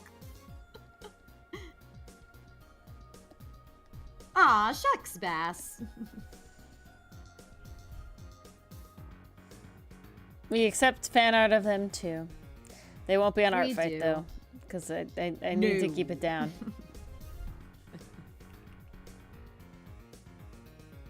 And the only fan fiction I shall write about them is the lore-related fan fiction. Yes. I got Leaning too into much the on my plate. creation myth way. That's the fun way. The myths Yes. and legends way. I think that's fun. That's the way to do it. I thought that was super fun. Maybe the next time I'll write it. When I'll it do comes a to la Outcast, Greek it's and your Egyptian favorite. myth.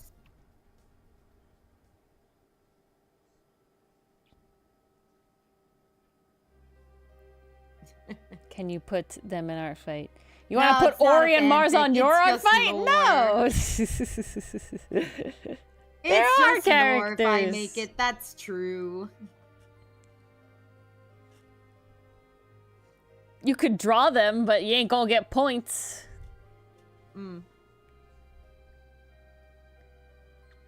Gotta get those sweet, sweet points for your team. I wonder what the teams are going to be this year. We don't even get to vote because it's the 10-year anniversary of the website. It's gonna be a surprise. They have shit cooking apparently. Ooh. I am excited. That sounds very interesting.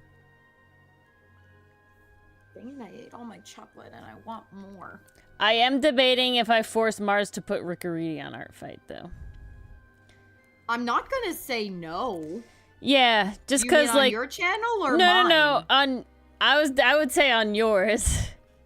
Ah, okay. Well, I hope people realize I. Well, you can write that. Aw. Literally, like I saw somebody like in their account be like, "Hey, yeah, these are my characters, but I was just bullied by my friends to put them up. I didn't draw them. I will not I will not be revenging at all. You know, love if you draw them. I will ecstatically reply, but you know, if you want Unless revenge, they want me to revenge personally go and do somewhere like else. a short story on their character. you can't say But that. I feel like that but- could get out of control. Yeah, you very can't say that. quickly. Art Fight is very particular.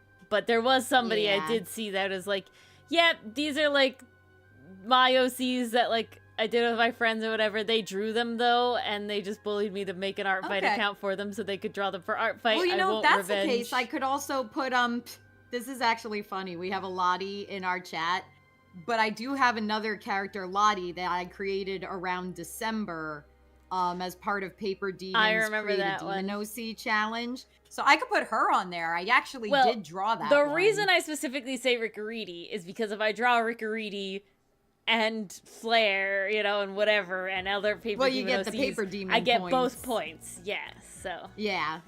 See, Allie says do I see. it. That's why you want Rickariti. Yeah, that's why I want Rickariti. All right, I'll upload her. I'll do it. It's not like I needed much convincing. I could also make an attempt to try and revenge anybody that I wasn't already revenging if they draw your characters, just so they get art out of it. We greedy? I am greedy. If I'm gonna spend all this time, I'm getting double points.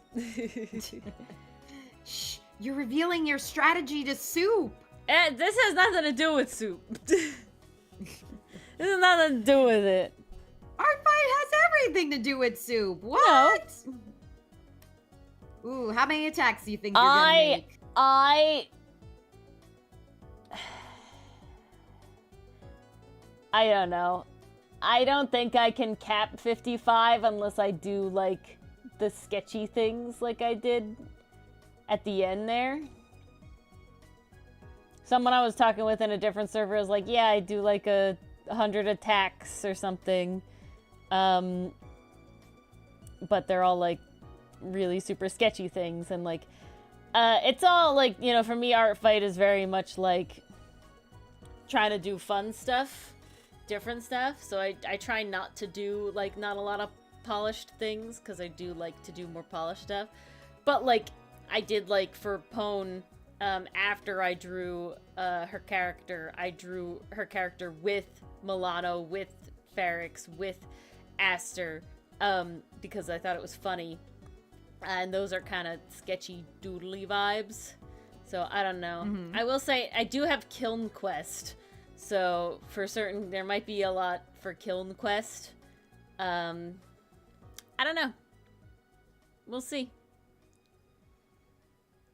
Goals 30, Daddy can hit 50.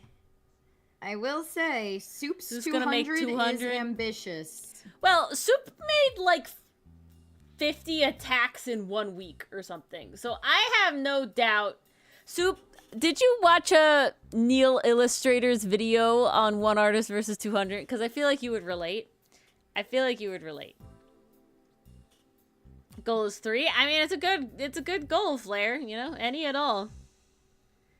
The weirdest characters at very little tax. Hey, you know what? It works. It works. Okay, well, if there's blob characters, I can revenge that, at the very least. I don't know what my start is gonna be. Because usually the goal is to try and draw characters for people that I know I want to attack definitely first, because then it gets into the weeds and then suddenly I'm doing mostly revenge. It's a good place to draw them, Soup. Pass the time. We are doing art nights this year, Allie. That will be in June prep as well. I might be changing. We were discussing a changing in how it worked. If it was more going to be like a point system than collecting all the badges or anything like that. I have to go over it in my head a little more. Yeah, that's gotta be workshopped. It was mainly because, like, the, like, redraw badge, you know, there was some not contention, but there was some, like, difficulty on, is this if your first art fight, you can't do it, or, I know one of you had issues with, like, a lot of the characters, nearly all the characters they drew their first year in art fight had been, like, archived or whatever. So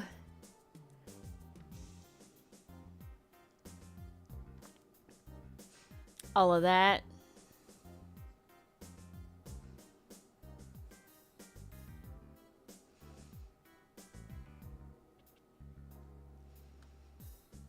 So I do have to...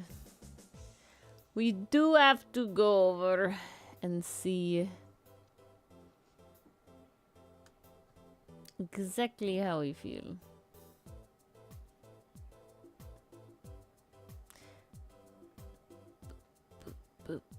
Ori, Soup has left us some Lovely. garwan for us to munch on.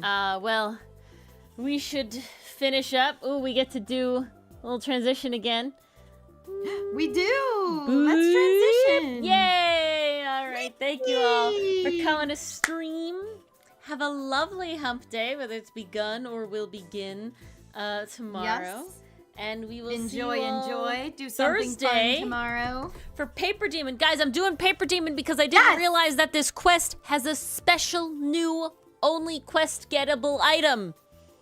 Ah, crap. So Now I have want to it. do it. So that's why I'm doing I want it too. It will almost definitely be Kiln Quest. I have a very good idea. I think it's going to involve Fifi, Riri, and Lou right now. I have to double check if there's anybody else, but I think those are the main contenders right now. Because they all work with books in some way. 2 of them are librarians, and one of them is a book cafe owner. You say Riri, because now I have a basis to go off of story-wise. Yeah, so, I mean, we'll talk about it more, but basically, one of the prompts is researching the door, and so it's basically going to be Kiln Quest Flare, go up to the door, and then it's going to be Kiln Quest Flare going, to you, and get, book, and then to, Lou, and get book, and to, Fifi, and get book, because... Obtain book! Yeah, because, they're all... Must you're have all, book. 2 of you are librarians, and one of them is a book cafe owner, so it's here we get book things, and that's how I researched the door. So that's very lovely. That's how it's gonna do. Well, Soup, I will answer them until I go to bed, but that is very soon. So, otherwise, I'll answer them when I get up way too early tomorrow, and we'll see if you're awake or not. But thank you all for coming, and we'll see you all Thursday. Yes, thanks for hanging with us. Good night. Good night. See you on Thursday.